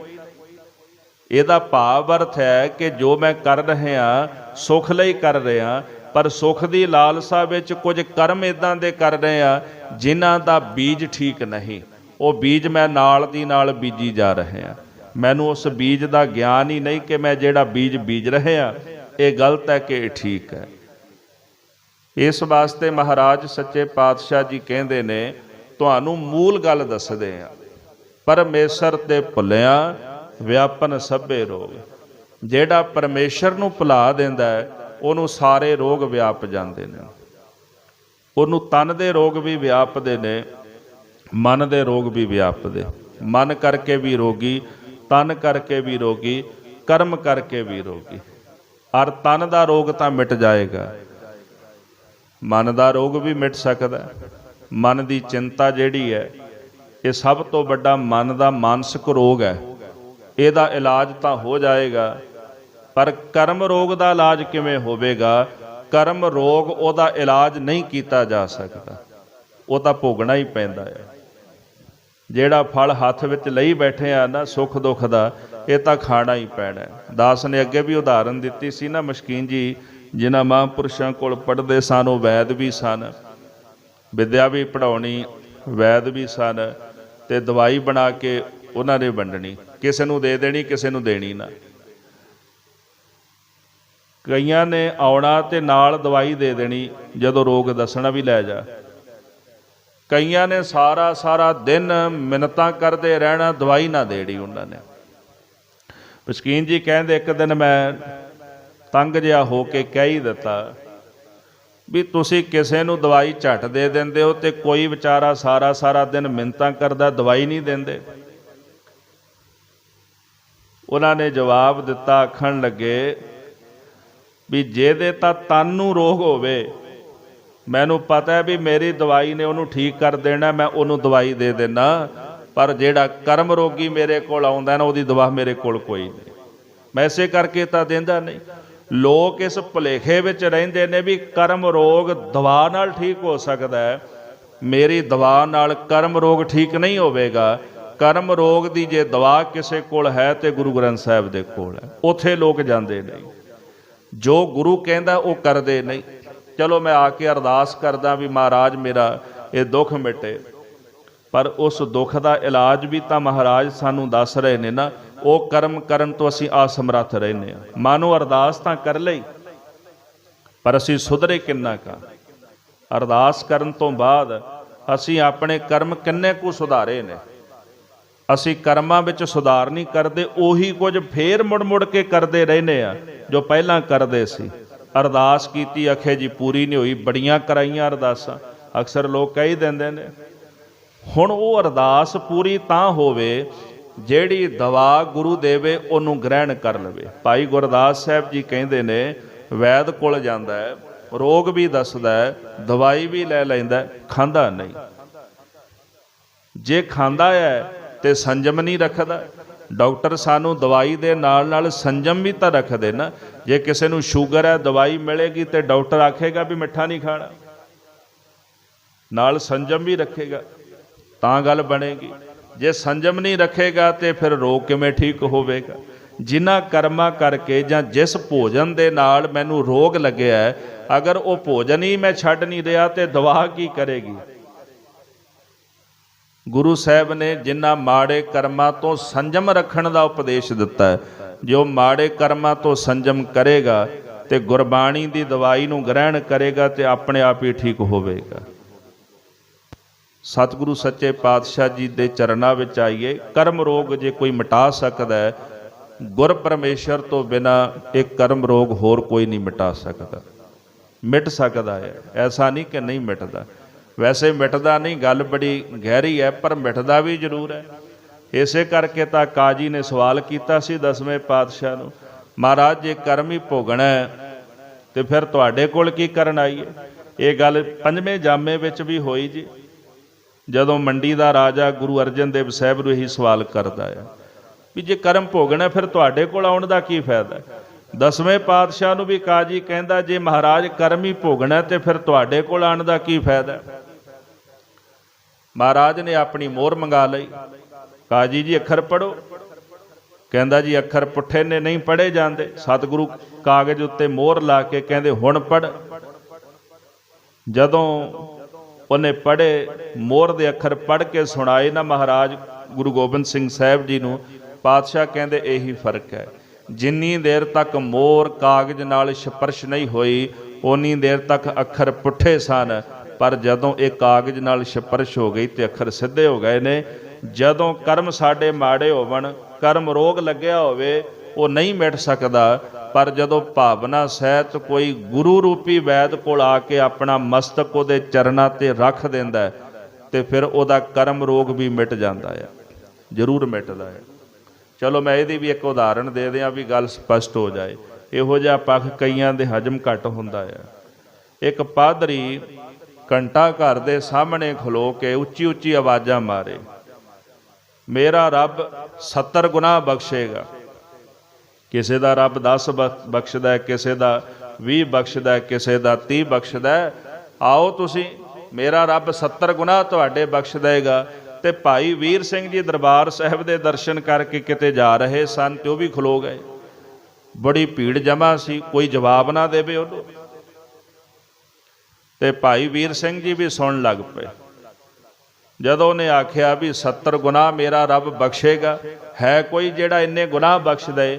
ਭਾਈ ਵੀਰ ਸਿੰਘ ਜੀ ਕਹਿੰਦੇ ਹੈ। ਤੂੰ ਮੰਨੇਗਾ ਜੇ ਮੈਂ ਕਹਿ ਦਿਆਂ ਵੀ ਇਹੋ ਜਿਹਾ ਰੱਬ ਹੈ ਜਿਹੜਾ 70 ਤੋਂ ਜ਼ਿਆਦਾ ਗੁਨਾਹ ਬਖਸ਼ ਦਿੰਦਾ ਹੈ, ਕੀ ਤੂੰ ਇਸ ਗੱਲ ਨੂੰ ਮੰਨ ਲਏਗਾ? ਕਹਿੰਦਾ ਕੌਣ ਹੈ? ਡਾਕਟਰ ਭਾਈ ਵੀਰ ਸਿੰਘ ਜੀ ਕਹਿੰਦੇ ਉਹ ਹਨ ਗੁਰੂ ਨਾਨਕ ਸਾਹਿਬ ਜੀ, ਜਿਹੜੇ ਕਹਿੰਦੇ ਲੇਖੈ ਕਤਹਿ ਨਾ ਛੂਟੀ ਹੈ, ਖਿਨ ਖਿਨ ਭੁੱਲਨਹਾਰ ਬਖਸ਼ਨਹਾਰ, ਬਖਸ਼ ਲੈ ਨਾਨਕ ਪਾਰ ਉਤਾਰ। ਉਹ ਤਾਂ ਕਹਿੰਦੇ ਜੀ ਅਸੀਂ ਖਿਨ ਖਿਨ ਵਿੱਚ ਭੁੱਲਾਂ ਕਰਦੇ ਹਾਂ, ਤੂੰ 70 ਗੁਨਾਹਾਂ ਦੀ ਗੱਲ ਕਰਦਾ ਹੈ। ਗੁਰੂ ਨਾਨਕ ਸਾਹਿਬ ਕਹਿੰਦੇ ਤੇਰੇ ਜੀਵਨ ਵਿੱਚ ਜਿੰਨੇ ਮਰਜ਼ੀ ਗੁਨਾਹ ਹੋਵਣ, ਇੱਕ ਵਾਰ ਤੂੰ ਗੁਰੂ ਨਾਨਕ ਸਾਹਿਬ ਦੇ ਚਰਨਾਂ ਵਿੱਚ ਆ ਪਰਮੇਸ਼ਰ ਦੀ ਓਟ ਧਾਰਨ ਕਰ, ਤੇਰੇ ਸਾਰੇ ਦੇ ਸਾਰੇ ਗੁਨਾਹ ਹੀ ਬਖਸ਼ੇ ਜਾਣਗੇ। ਜੇ ਉਹ ਬਖਸ਼ੰਦ ਹੈ ਨਾ ਜੀ, ਤਾਂ ਫਿਰ ਉਹ ਕਰਮ ਰੋਗ ਵੀ ਠੀਕ ਕਰ ਦਿੰਦਾ। ਜਦੋਂ ਦਇਆ ਦੇ ਘਰ ਵਿੱਚ ਆ ਜਾਏ, ਤਰਸ ਦੇ ਘਰ ਵਿੱਚ ਆ ਜਾਏ, ਤੇ ਫਿਰ ਆਪੇ ਹੀ ਰਹਿਮਤ ਕਰ ਦਿੰਦਾ। ਇਹਨੂੰ ਇਸ ਤਰ੍ਹਾਂ ਵੀ ਸਮਝ ਲਓ, ਜਿਹਨੂੰ ਸਜ਼ਾ ਹੋਈ ਹੋਵੇ, ਜੱਜ ਨੇ ਤਾਂ ਜੱਜਮੈਂਟ ਦੇ ਦਿੱਤੀ ਹੈ, ਪਰ ਫਿਰ ਤਰਸ ਦੇ ਆਧਾਰ ਤੇ ਰਾਸ਼ਟਰਪਤੀ ਕੋਲ ਜਾਂਦੇ, ਜੀ ਤੁਸੀਂ ਤਰਸ ਕਰ ਦਿਓ ਇਹਦੇ ਤੇ। ਮੈਂ ਇਹ ਸਮਝਦਾ ਕਿ ਇੱਕ ਵਾਰੀ ਤਾਂ ਜੱਜਮੈਂਟ ਪਰਮੇਸ਼ਰ ਨੇ ਪਰਲਬਧ ਦੀ ਬਣਾ ਦਿੱਤੀ ਹੈ, ਫਿਰ ਮੁੜ ਕੇ ਮਨੁੱਖ ਦਾ ਤਰਲਾ ਹੁੰਦਾ ਪਰਮੇਸ਼ਰ ਦੇ ਘਰ ਦੇ ਅੰਦਰ, ਅਰਦਾਸ ਹੁੰਦੀ ਹੈ, ਮਹਾਰਾਜ ਕਿਰਪਾ ਕਰ ਦਿਓ, ਹੁਣ ਤਰਸ ਦੇ ਆਧਾਰ ਤੇ ਬਖਸ਼ ਦਿਓ। ਕਰਮ ਦੇ ਆਧਾਰ ਤੇ ਤਾਂ ਨਹੀਂ ਬਖਸ਼ਿਆ ਜਾਂਦਾ, ਪਰ ਤਰਸ ਦੇ ਆਧਾਰ ਤੇ ਜ਼ਰੂਰ ਬਖਸ਼ਿਆ ਜਾਂਦਾ ਹੈ। ਉਹਦਾ ਤਰਸ ਹੋਵੇ ਤੇ ਕੌਡੇ ਵਰਗਿਆਂ ਦਾ ਜੀਵਨ ਬਦਲ ਜਾਂਦਾ ਹੈ।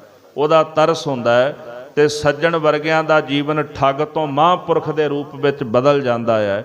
ਉਹਦਾ ਤਰਸ ਹੋ ਜਾਏ ਤੇ ਬਾਬਾ ਬਿਧੀ ਚੰਦ ਵਰਗੇ ਮਹਾਂਪੁਰਖ ਸਿੱਖ ਕੌਮ ਦੇ ਵਿੱਚ ਮਹਾਨ ਮਹਾਂਬਲੀ ਯੋਧੇ ਬਣ ਕੇ ਪ੍ਰਗਟ ਹੁੰਦੇ ਨੇ। ਜਦੋਂ ਉਹਦਾ ਤਰਸ ਹੁੰਦਾ ਤੇ ਫਿਰ ਬਹੁਤ ਕੁਝ ਹੋ ਜਾਂਦਾ ਹੈ। ਖੈਰ ਸਮਾਂ ਸੀਮਤ ਜਿਹਾ ਹੈ। ਮਹਾਰਾਜ ਕਹਿੰਦੇ ਕਰਮ ਰੋਗ ਤਾਂ ਨਹੀਂ ਮਿਟਦਾ। ਉਹ ਮਹਾਂਪੁਰਖ ਇਹੀ ਗੱਲ ਮਸ਼ਕੀਨ ਜੀ ਨੂੰ ਕਹਿੰਦੇ ਨੇ ਵੀ ਸਰੀਰਕ ਰੋਗ ਦੀ ਦਵਾ ਤਾਂ ਹੈ, ਪਰ ਮੇਰੇ ਕੋਲ ਕਰਮ ਰੋਗ ਦੀ ਦਵਾ ਨਹੀਂ। ਕਰਮ ਰੋਗ ਦੀ ਦਵਾ ਗੁਰੂ ਗ੍ਰੰਥ ਸਾਹਿਬ ਕੋਲ ਹੈ। ਲੋਕ ਉੱਥੇ ਜਾ ਕੇ ਦਵਾ ਨਹੀਂ ਲੈਂਦੇ, ਜੇ ਲੈਂਦੇ ਤੇ ਫਿਰ ਖਾਂਦੇ ਨਹੀਂ, ਜੇ ਖਾਂਦੇ ਨੇ ਫਿਰ ਸੰਜਮ ਨਹੀਂ ਰੱਖਦੇ। ਤਾਂ ਸਤਿਗੁਰੂ ਜੀ ਸਾਨੂੰ ਕਹਿੰਦੇ ਵੀ ਅਰਦਾਸ ਕਰੀਏ, ਨਾਲ ਕਹਿੰਦੇ ਜੀ ਜਪ ਮਨ ਸਤਨਾਮ ਸਦਾ ਸਤਨਾਮ। ਨਾਮ ਵੀ ਜਪੀਏ, ਪਰ ਨਾਮ ਜਪਣ ਨਾਲ ਕਾਮ ਕ੍ਰੋਧ ਲੋਭ ਅਹੰਕਾਰ ਇਹ ਵਿਕਾਰ ਨੇ, ਇਹਨਾਂ ਦਾ ਸੰਜਮ ਰੱਖੀਏ, ਫਿਰ ਗੱਲ ਬਣਦੀ ਹੈ। ਸੰਜਮ ਰੱਖਣਾ ਜ਼ਰੂਰੀ ਹੈ। ਤੋ ਮਹਾਰਾਜ ਇੱਥੇ ਬਖਸ਼ਿਸ਼ ਕਰ ਰਹੇ ਨੇ, ਪਰਮੇਸ਼ਰ ਤੋਂ ਭੁੱਲ ਕੇ ਮਨੁੱਖ ਨੂੰ ਸਾਰੇ ਰੋਗ ਆ ਕਰਕੇ ਵਿਆਪ ਜਾਂਦੇ ਹਨ। ਵੇਮੁਖ ਹੋਏ ਰਾਮ ਤੇ ਲੱਗਣ ਜਨਮ ਵਿਜੋਗ। ਜਿਹੜਾ ਪਰਮੇਸ਼ਰ ਤੋਂ ਬੇਮੁਖ ਹੋ ਜਾਂਦਾ ਹੈ ਉਸ ਮਨੁੱਖ ਨੂੰ ਜਨਮ ਤੇ ਵਿਜੋਗ, ਪਹਿਲਾਂ ਜਨਮ ਹੁੰਦਾ ਫਿਰ ਵਿਛੋੜਾ ਪੈਂਦਾ ਹੈ, ਫਿਰ ਮਰਦਾ, ਫਿਰ ਜਨਮ ਲੈਂਦਾ ਹੈ, ਫਿਰ ਵਿਛੋੜਾ ਪੈ ਜਾਂਦਾ ਜੀਵਨ ਤੋਂ, ਫਿਰ ਮਰਦਾ ਹੈ। ਇਸ ਵਾਰ-ਵਾਰ ਜੰਮਣਾ ਤੇ ਮਰਨਾ ਸਾਹਿਬ ਕਹਿੰਦੇ ਪਰਮੇਸ਼ਰ ਤੋਂ ਬੇਮੁਖ ਹੋ ਕਰਕੇ ਹੀ ਪ੍ਰਾਪਤ ਹੁੰਦਾ ਹੈ। ਖਿਨ ਮਹਿ ਕੌੜੇ ਹੋਏ ਗਏ ਜਿਤੜੇ ਮਾਇਆ ਭੋਗ। ਹੁਣ ਤਾਂ ਪਦਾਰਥ ਦੇ ਮਾਇਆ ਦੇ ਭੋਗ ਬੜੇ ਮਿੱਠੇ ਲੱਗਦੇ ਨੇ, ਬੜੇ ਚੰਗੇ ਲੱਗਦੇ ਨੇ, ਪਰ ਇੱਕ ਖਿਨ ਦੇ ਵਿੱਚ ਕੌੜੇ ਹੋ ਜਾਂਦੇ ਨੇ। ਜਿਉਂਦਿਆਂ ਜੀ ਵੀ ਹੁੰਦੇ ਨੇ, ਖੈਰ ਮਰਨ ਤੋਂ ਬਾਅਦ ਤੇ ਕੌੜਾ ਸਾਰਾ ਕੁਝ ਹੋਣਾ ਹੀ ਹੋਣਾ ਹੈ।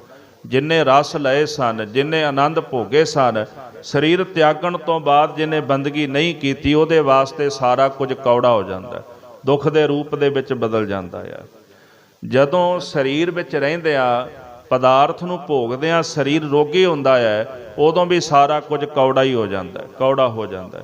36 ਪ੍ਰਕਾਰ ਦੇ ਪਕਵਾਨ ਨੇ ਪਰ ਨਹੀਂ ਖਾ ਸਕਦਾ, ਉਹਨਾਂ ਨੂੰ ਗ੍ਰਹਿਣ ਨਹੀਂ ਕਰ ਸਕਦਾ। ਇੱਕ ਉਦਾਹਰਨ ਦੇ ਤੌਰ ਤੇ ਕਈਆਂ ਨੂੰ ਵੀਟ ਐਲਰਜੀ ਹੁੰਦੀ ਹੈ।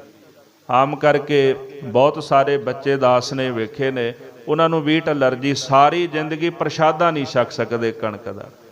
ਇੱਕ ਉਦਾਹਰਨ ਹੈ, ਮਨੁੱਖ ਜਿਹੜਾ ਹੈ ਕਈ ਵਾਰੀ ਸਰੀਰ ਵਿੱਚ ਰਹਿੰਦਿਆਂ 36 ਪ੍ਰਕਾਰ ਦੇ ਪਕਵਾਨ ਮੌਜੂਦ ਹੁੰਦੇ ਨੇ ਪਰ ਉਹਨਾਂ ਨੂੰ ਖਾ ਨਹੀਂ ਸਕਦਾ, ਗ੍ਰਹਿਣ ਨਹੀਂ ਕਰ ਸਕਦਾ। ਅਜਿਹੇ ਮਨੁੱਖਾਂ ਵਾਸਤੇ ਮਾਇਆ ਦੇ ਸਾਰੇ ਭੋਗ ਜਿਹੜੇ ਕੌੜੇ ਹੁੰਦੇ ਨੇ, ਹੈ ਤਾਂ ਸਾਰਾ ਕੁਝ ਹੈ ਪਰ ਭੋਗ ਨਹੀਂ ਸਕਦਾ। ਮੰਜੇ ਤੇ ਲੰਮਾ ਪਿਆ ਸਰੀਰ ਰੋਗੀ ਹੈ, ਹਰ ਤਰ੍ਹਾਂ ਦੀ ਸੁੱਖ ਸਹੂਲਤ ਹੈ, ਪਰ ਹੁਣ ਸਾਰਾ ਕੁਝ ਕੌੜਾ ਲੱਗਦਾ, ਕੁਝ ਵੀ ਭਾਵਦਾ ਨਹੀਂ। ਤਾਂ ਸਾਹਿਬ ਕਹਿੰਦੇ ਇਹ ਜਿਤਨੇ ਵੀ ਮਾਇਆ ਦੇ ਪਦਾਰਥਾਂ ਦੇ ਭੋਗ ਨੇ ਇੱਕ ਖਿਨ ਦੇ ਵਿੱਚ ਕੌੜੇ ਹੋ ਜਾਂਦੇ ਹਨ। ਵਿੱਚ ਨਾ ਕੋਈ ਕਰ ਸਕੈ ਕਿਸ ਥੈ ਰੋਵਹਿ ਰੋਜ਼। ਸਾਹਿਬ ਕਹਿੰਦੇ ਕਿਹਦੇ ਕੋਲ ਜਾ ਕੇ, ਕਿਸ ਥਾਂ ਤੇ ਜਾ ਕੇ ਰੋਜ਼-ਰੋਜ਼ ਰੋਏਗਾ, ਕਿਉਂਕਿ ਕੋਈ ਵਿੱਚ ਵਿਚੋਲਗੀ ਨਹੀਂ ਕਰ ਸਕਦਾ। ਅਗਰ ਦੁੱਖ ਭੋਗ ਰਹੇ ਹੈ ਇਹਦੇ ਵਿੱਚ ਕੋਈ ਵਿਚੋਲਗੀ ਨਹੀਂ ਕਰ ਸਕਦਾ, ਕਿਸੇ ਨੇ ਤੇਰਾ ਦੁੱਖ ਨਹੀਂ ਦੂਰ ਕਰਨਾ। ਜਿਹਦੇ ਕੋਲ ਮਰਜ਼ੀ ਜਾ ਕੇ ਰੋ ਲਵੀ, ਕੋਈ ਵਿਚੋਲਗੀ ਨਹੀਂ ਕਰ ਸਕਦਾ। ਜੋ ਹੈ ਉਹ ਤੈਨੂੰ ਖੁਦ ਨੂੰ ਭੋਗਣਾ ਪਵੇਗਾ।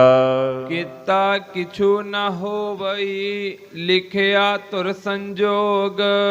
ਕਿਸੇ ਦੀ ਵਿਚੋਲਗੀ ਇਸ ਕਰਕੇ ਨਹੀਂ ਚੱਲ ਸਕਦੀ ਕਿਉਂਕਿ ਜੋ ਧੁਰ ਤੋਂ ਪਰਮੇਸ਼ਰ ਨੇ ਕੀਤੇ ਕਰਮਾਂ ਦਾ ਫਲ ਮਸਤਕ ਤੇ ਲਿਖ ਦਿੱਤਾ ਹੈ ਨਾ, ਪਾਤਸ਼ਾਹ ਜੀ ਕਹਿੰਦੇ ਨੇ ਕਿ ਇਹਨੂੰ ਮਿਟਾਇਆ ਨਹੀਂ ਜਾ ਸਕਦਾ। ਤੇ ਹੁਣ ਕਿਸੇ ਦੇ ਕੀਤਿਆਂ ਕੁਝ ਹੋ ਨਹੀਂ ਸਕਦਾ। ਚਾਹੇ ਕੋਈ ਵਿਚੋਲਾ ਬਣਾ ਲਓ ਨਾ, ਭਾਵੇਂ ਲੱਖ ਜੋਤਸ਼ੀਆਂ ਕੋਲ ਚਲੇ ਜਾਓ, ਬਾਬਿਆਂ ਕੋਲ ਚਲੇ ਜਾਓ, ਕੋਈ ਕਿਸੇ ਦਾ ਕਰਮ ਨਹੀਂ ਬਦਲ ਸਕਦਾ। ਜਿਹੜਾ ਫਲ ਹੱਥ ਵਿੱਚ ਆ ਗਿਆ ਨਾ ਕਰਮ ਦਾ, ਇਹ ਤਾਂ ਖਾਣਾ ਹੀ ਪੈਣਾ ਆ, ਇਹਨੂੰ ਨਹੀਂ ਕੋਈ ਬਦਲ ਸਕਦਾ। ਹਾਂ, ਜੇ ਕੋਈ ਬਦਲੇਗਾ ਤੇ ਗੁਰੂ ਗ੍ਰੰਥ ਸਾਹਿਬ ਜੀ ਮਹਾਰਾਜ ਸੱਚੇ ਪਾਤਸ਼ਾਹ ਜਦੋਂ ਇਹਨਾਂ ਦੇ ਚਰਨਾਂ ਵਿੱਚੋਂ ਨਾਮ ਦੀ ਦੁਆ ਲੈ ਕੇ ਨਾਮ ਨੂੰ ਜਪਣਾ ਸ਼ੁਰੂ ਕਰ ਦਿਆਂਗੇ, ਫਿਰ ਸਭ ਕੁਝ ਕੱਟਿਆ ਜਾਂਦਾ ਹੈ, ਸਭ ਕੁਝ ਮਿਟ ਜਾਂਦਾ ਹੈ। ਇੱਦਾਂ ਮਹਾਂਪੁਰਖ ਕਹਿੰਦੇ ਵੀ ਕਰਮ ਸੜ ਕੇ ਸਵਾਹ ਦਾ ਰੂਪ ਬਣ ਜਾਂਦੇ ਨੇ। ਜਿਵੇਂ ਧਾਨ ਹੋਵੇ, ਕਣਕ ਹੋਵੇ ਨਾ, ਅੱਗ ਲਾ ਦਿਓ, ਉਂਝ ਤਾਂ ਉਹ ਬੀਜ ਹੈ, ਅੱਗ ਲਾ ਦਿਓ ਤੇ ਸਵਾਹ ਬਣ ਜਾਂਦੀ ਹੈ। ਬੰਦਗੀ ਕਰਨ ਵਾਲੇ ਬੰਦਗੀ ਕਰ ਕਰਕੇ ਕਰਬ ਸਾੜ ਕੇ ਸਵਾਹ ਕਰ ਦਿੰਦੇ ਨੇ ਆਪਣੇ, ਬਸ ਫਿਰ ਉਹ ਪਰਾ ਲਬਦ ਸਵਾਹ ਮਾਤਰ ਹੀ ਭੋਗਦੇ ਹਨ। ਇਸ ਵਾਸਤੇ ਮਹਾਰਾਜ ਜੀ ਕਹਿੰਦੇ ਕੋਈ ਵਿੱਚ ਵਿਚੋਲਗੀ ਨਹੀਂ ਕਰ ਸਕਦਾ, ਔਰ ਕਿਸੇ ਦੇ ਕੀਤਿਆਂ ਕੁਝ ਹੋ ਨਹੀਂ ਸਕਦਾ।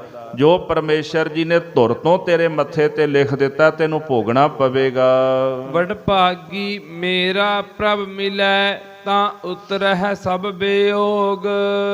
ਉਪਰੋਕਤ ਦਸੀਆਂ ਪੰਕਤੀਆਂ ਦਾ ਇੱਥੇ ਆ ਕੇ ਮਹਾਰਾਜ ਜੀ ਹੁਣ ਜਵਾਬ ਦਿੰਦੇ ਨੇ।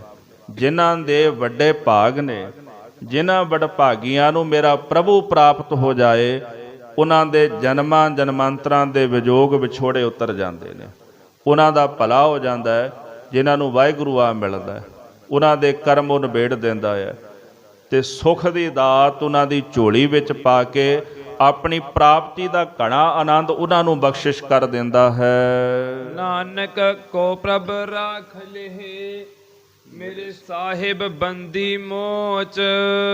ਧੰਨ ਸ਼੍ਰੀ ਗੁਰੂ ਅਰਜਨ ਦੇਵ ਸਾਹਿਬ ਜੀ ਕਹਿੰਦੇ ਹੈ, ਵਾਹਿਗੁਰੂ ਕਿਰਪਾ ਕਰੋ ਮੈਨੂੰ ਰੱਖ ਲਓ। ਤੁਸੀਂ ਬੰਦੀ ਮੋਚ ਹੋ। ਜਿਹੜੇ ਬੰਦੀ ਕਿਹਨੂੰ ਕਹਿੰਦੇ ਜੀ? ਜੇਲ੍ਹ ਵਿੱਚ ਰਹਿਣ ਵਾਲਾ। ਤੁਸੀਂ ਜੇਲ੍ਹ ਕਰਮਾਂ ਦਾ, ਦੁੱਖਾਂ ਦਾ, ਇਹਨੂੰ ਕੱਟ ਕੇ ਸਾਡੀ ਰੱਖਿਆ ਕਰਨ ਵਾਲੇ ਹੋ। ਜੇ ਆਪਾਂ ਕਹਿੰਦੇ ਆ ਜੀ ਗੁਰੂ ਹਰਗੋਬਿੰਦ ਸਾਹਿਬ ਜੀ ਨੇ 52 ਰਾਜੇ ਛਡਾਏ, 1100 ਜਿਹੜੇ ਮਨੁੱਖ ਸਨ, ਜਿਹਦੇ ਵਿੱਚ ਬਜ਼ੁਰਗ ਬੱਚੇ ਸਨ, ਬੀਬੀਆਂ ਸਨ, ਨੌਜਵਾਨ ਸਨ, ਇਹਨਾਂ ਨੂੰ ਗੁਰੂ ਨਾਨਕ ਸਾਹਿਬ ਜੀ ਨੇ ਏਮਨਾਬਾਦ ਦੀ ਧਰਤੀ ਤੋਂ ਛਡਾਇਆ ਬਾਬਰ ਦੀ ਕੈਦ ਦੇ ਵਿੱਚੋਂ। ਏਮਨਾਬਾਦ ਮੁਗਲ ਪਠਾਣਾ ਭਈ ਲੜਾਈ, ਰਣ ਮੈਂ ਤੇਗ ਵਗਾਈ। ਜਦੋਂ ਉੱਥੇ ਮੁਗਲ ਤੇ ਪਠਾਣਾ ਦੀ ਆਪਸ ਵਿੱਚ ਲੜਾਈ ਹੋਈ, ਇੱਥੇ ਪਠਾਨ ਰਾਜ ਕਰਦੇ ਸਨ, ਬਾਬਰ ਆਇਆ, ਉਹ ਮੁਗਲ ਸੀ, ਬਾਅਦ ਵਿੱਚ ਮੁਗਲਾਂ ਨੇ ਰਾਜ ਕੀਤਾ, ਪਹਿਲਾਂ ਪਠਾਨ ਰਾਜ ਕਰਦੇ ਸਨ। ਪਠਾਣਾ ਦੇ ਨਾਲ ਫਿਰ ਫਰਾਂਸੀਸੀ ਲੋਕ, ਜਿਨ੍ਹਾਂ ਨੂੰ ਫਰੰਗੀ ਕਹਿੰਦੇ ਆ, ਉਹ ਰਾਜ ਕਰਦੇ ਸਨ। ਗੁਰੂ ਨਾਨਕ ਸਾਹਿਬ ਜੀ ਮਹਾਰਾਜ ਜਦੋਂ ਭਾਈ ਲਾਲੋ ਜੀ ਸਾਹਿਬ ਦੇ ਚਰਨਾਂ ਦੇ ਵਿੱਚ ਆਏ ਤਾਂ ਸਤਿਗੁਰਾਂ ਨੇ ਉਹਨਾਂ ਨੂੰ ਹੁਕਮ ਪਹਿਲਾਂ ਕਰ ਦਿੱਤਾ ਸੀ ਵੀ ਇੱਥੋਂ ਕੁਝ ਕੁ ਦੂਰ ਅੱਗੇ ਚਲੇ ਜਾਓ। ਇੱਕ ਭਾਈ ਲਾਲੋ ਸੀ, ਇੱਕ ਨਗਰ ਦਾ ਰਹਿਣ ਵਾਲਾ ਬ੍ਰਾਹਮਣ ਸੀ, ਜਿਹਨੇ ਮਹਾਰਾਜ ਦੇ ਬਚਨ ਸੁਣੇ ਨਾ, ਜਦੋਂ ਸ਼ਬਦ ਉਚਾਰਿਆ ਸਤਿਗੁਰ ਜੀ ਨੇ, ਤੇ ਉਹ ਸ਼ਬਦ ਸੁਣ ਕੇ ਜੈਸੀ ਮੈਂ ਆਵੈ ਖਸਮ ਕੀ ਬਾਣੀ ਤੈਸੜਾ ਕਰੀ ਗਿਆਨ ਵੇ ਲਾਲੋ, ਪਾਪ ਕੀ ਜੰਝ ਲੈ ਕਾਬਲੋ ਧਾਇਆ ਜੋਰੀ ਮੰਗੈ ਦਾਨ ਵੇ ਲਾਲੋ। ਤਾਂ ਉਹ ਵੀ ਚਰਨਾਂ ਤੇ ਟਹਿ ਪਿਆ। ਸਤਿਗੁਰੂ ਕਹਿੰਦੇ ਤੂੰ ਵੀ ਆਪਣਾ ਪਰਿਵਾਰ ਲੈ ਕੇ ਇੱਥੋਂ ਚਲਾ ਜਾ। ਤੇ ਗੁਰੂ ਸਾਹਿਬ ਜੀ ਉੱਥੇ ਬੈਠੇ ਰਹੇ। ਲੜਾਈ ਹੋਈ, ਜੰਗ ਹੋਈ, ਬਾਬਰ ਨੇ ਲੋਕਾਂ ਨੂੰ ਕੈਦ ਕਰ ਲਿਆ। ਗੁਰੂ ਨਾਨਕ ਸਾਹਿਬ ਜੀ ਮਹਾਰਾਜ ਨੂੰ ਵੀ ਕੈਦ ਕਰਕੇ ਲੈ ਗਏ। ਸਾਹਿਬ ਜੀ ਜਦੋਂ ਜਾ ਕੇ ਬੈਠੇ, ਚੱਕੀ ਮੂਹਰੇ ਰੱਖੀ, ਆਪਣੇ ਆਪ ਚੱਕੀਆਂ ਘੁੰਮੀਆਂ ਤੇ ਬਾਬਰ ਆਇਆ। ਮਹਾਰਾਜ ਕਹਿੰਦੇ ਬਾਬਰ ਤੂੰ ਜਾਬਰ ਹੈ, ਹੋ ਸਕਦਾ ਤੇਰੀ ਲੜਾਈ ਪਠਾਣਾ ਨਾਲ ਹੋਵੇ। ਯੋਧਿਆਂ ਦਾ ਕੰਮ ਯੋਧਿਆਂ ਨਾਲ ਲੜਨਾ ਹੁੰਦਾ ਹੈ, ਮਜ਼ਲੂਮਾਂ ਉੱਪਰ ਅਤਿਆਚਾਰ ਕਰਨਾ ਨਹੀਂ ਹੁੰਦਾ। ਇੱਥੇ ਤਾਂ ਪਤਾ ਨਹੀਂ ਕਿੰਨੇ ਮਜ਼ਲੂਮ ਤੂੰ ਕੈਦ ਵਿੱਚ ਪਾਏ ਨੇ। ਆਖਣ ਲੱਗਾ ਬਾਬਾ ਜੀ ਦੱਸੋ ਕੀ ਕਰਾਂ? ਮਹਾਰਾਜ ਕਹਿੰਦੇ ਸਾਰੇ ਮਜ਼ਲੂਮ ਰਿਹਾ ਕਰ ਦੇ। ਇਹਨਾਂ ਦਾ ਕੀ ਕਸੂਰ ਹੈ? 1100 ਜਣੇ ਸਨ ਜਿਨ੍ਹਾਂ ਨੂੰ ਗੁਰੂ ਨਾਨਕ ਸਾਹਿਬ ਨੇ ਰਿਹਾ ਕਰਾਇਆ। ਇਹਨੂੰ ਕਹਿੰਦੇ ਜੀ ਬੰਦੀ ਮੋਚ। ਹੇ ਮੇਰੇ ਸਤਿਗੁਰੂ ਕਿਰਪਾ ਕਰੋ, ਮੇਰੇ ਸਾਹਿਬ ਬੰਦੀ ਮੋਚ। ਆਪ ਕਿਰਪਾ ਕਰਕੇ ਇੱਕ ਕਰਮ ਦਾ ਜਿਹੜਾ ਜੇਲ੍ਹ ਖਾਨਾ ਹੈ ਨਾ, ਇਹਦੇ ਵਿੱਚੋਂ ਆਪ ਸਾਨੂੰ ਛੁਡਾ ਲਓ। ਮੋਹ ਦੀ ਫਾਈ ਕੱਟ ਦਿਓ, ਜੰਮਾਂ ਦੀ ਫਾਈ ਕੱਟ ਕੇ ਆਪ ਜੀ ਸਾਨੂੰ ਰੱਖ ਲਓ। ਕਤਕ ਹੋਵੇ ਸਾਧ ਸੰਗ ਬਿਨ ਸਹਿ ਸਭੇ ਸੋਚ। ਗੁਰੂ ਅਰਜਨ ਦੇਵ ਸਾਹਿਬ ਜੀ ਕੱਤਕ ਦੇ ਮਹੀਨੇ ਰਾਹੀਂ ਉਪਦੇਸ਼ ਬਖਸ਼ਿਸ਼ ਕਰਦੇ ਨੇ। ਜਦੋਂ ਸਾਧ ਸੰਗਤ ਦੀ ਪ੍ਰਾਪਤੀ ਹੁੰਦੀ ਹੈ, ਮਾਨੋ ਵੀ ਸਰੀਰੀ ਕੱਤਕ ਦਾ ਮਹੀਨਾ ਹੈ, ਇਹ ਜੀਵਨ ਕੱਤਕ ਦਾ ਮਹੀਨਾ ਹੈ। ਜਿਹੜੇ ਸਾਧ ਸੰਗਤ ਕਰਦੇ ਨੇ ਬਿਨ ਸਹਿ ਸਭੇ ਸੋਚ, ਉਹਨਾਂ ਦੀਆਂ ਸਾਰੀਆਂ ਸੋਚਾਂ, ਸੋਚ ਨਾਮ ਫਿਕਰ ਦਾ, ਉਹਨਾਂ ਦੇ ਸਾਰੇ ਫਿਕਰ ਮੁੱਕ ਜਾਂਦੇ ਨੇ। ਜਿਹੜੇ ਸਾਧ ਸੰਗਤ ਵਿੱਚ ਜੁੜ ਕੇ ਸੰਤ ਜਨਾ ਮਿਲ ਹਰ ਜਸ ਗਾਇਓ, ਕੋਟ ਜਨਮ ਕੇ ਦੁੱਖ ਗਵਾਇਓ। ਜਿਹੜੇ ਹਰੀ ਦਾ ਜਸ ਗਾਉਂਦੇ ਨੇ, ਕਰੋੜਾਂ ਜਨਮਾਂ ਦੇ ਦੁੱਖ ਉਹਨਾਂ ਦੇ ਨਿਵਰਤ ਹੋ ਜਾਂਦੇ। ਸਾਹਿਬ ਜੀ ਕਿਰਪਾ ਕਰਨ, ਗੁਰੂ ਕਾ ਪਾਵਨ ਉਪਦੇਸ਼ ਸਾਡੇ ਹਿਰਦਿਆਂ ਵਿੱਚ ਆਵਸੇ। ਲੋਕ ਸੁਖੀਏ ਪਰਲੋਕ ਸੁਹੇਲੇ, ਨਾਨਕ ਹਰ ਪ੍ਰਭ ਆਪੈ ਮੇਲੇ। ਕੱਤਕ ਦਾ ਮਹੀਨਾ ਆਰੰਭ ਹੋਇਆ। ਸਤਿਗੁਰੂ ਇਸੇ ਤਰ੍ਹਾਂ ਆਪਣੀ ਦਇਆ ਬਣਾਈ ਰੱਖਣ। ਬਾਣੀ ਪੜ੍ਹਦਿਆਂ, ਸੇਵਾ ਸਿਮਰਨ ਸੰਗਤ ਕਰਦਿਆਂ, ਗੁਰੂ ਕਾ ਜਸ ਕਰਦਿਆਂ ਇਹ ਸਮਾਂ ਬਤੀਤ ਹੋਵੇ, ਸਭਨਾਂ ਦੇ ਪਰਿਵਾਰਾਂ ਵਿੱਚ ਸਾਹਿਬ ਜੀ ਸੁਖ ਵਰਤਾਵਣ, ਸਮੂਹ ਸੰਗਤਾਂ ਨੂੰ ਚੜ੍ਹਦੀ ਕਲਾ, ਨਾਮ ਦੀ ਦਾਤ, ਗੁਰਸਿੱਖੀ ਜੀਵਨ ਦੀ ਦਾਤ ਬਖਸ਼ਿਸ਼ ਕਰਕੇ ਮਹਾਰਾਜ ਜੀ ਨਿਵਾਜਣ। ਭੁੱਲਾਂ ਚੁੱਕਾਂ ਦੀ ਖਿਮਾ ਕਰਨੀ ਆਓ, ਸਤਿਗੁਰਾਂ ਦੀ ਪਾਵਨ ਬਾਣੀ ਦੇ ਕੀਰਤਨ ਸਰਵਣ ਕਰਕੇ ਲਾਹੇ ਦੀ ਪ੍ਰਾਪਤੀ ਕਰੀਏ। ਨਾਨਕ ਕੋ ਪ੍ਰਭ ਰਾਖ ਲਿਹੇ, ਮੇਰੇ ਸਾਹਿਬ ਬੰਦੀ ਮੋਚ, ਕਤਕ ਹੋਵੇ ਸਾਧ ਸੰਗ, ਬਿਨਸਹਿ ਸਭੇ ਸੋਚ। ਵਾਹਿਗੁਰੂ ਜੀ ਕਾ ਖਾਲਸਾ, ਵਾਹਿਗੁਰੂ ਜੀ ਕੀ ਫਤਿਹ।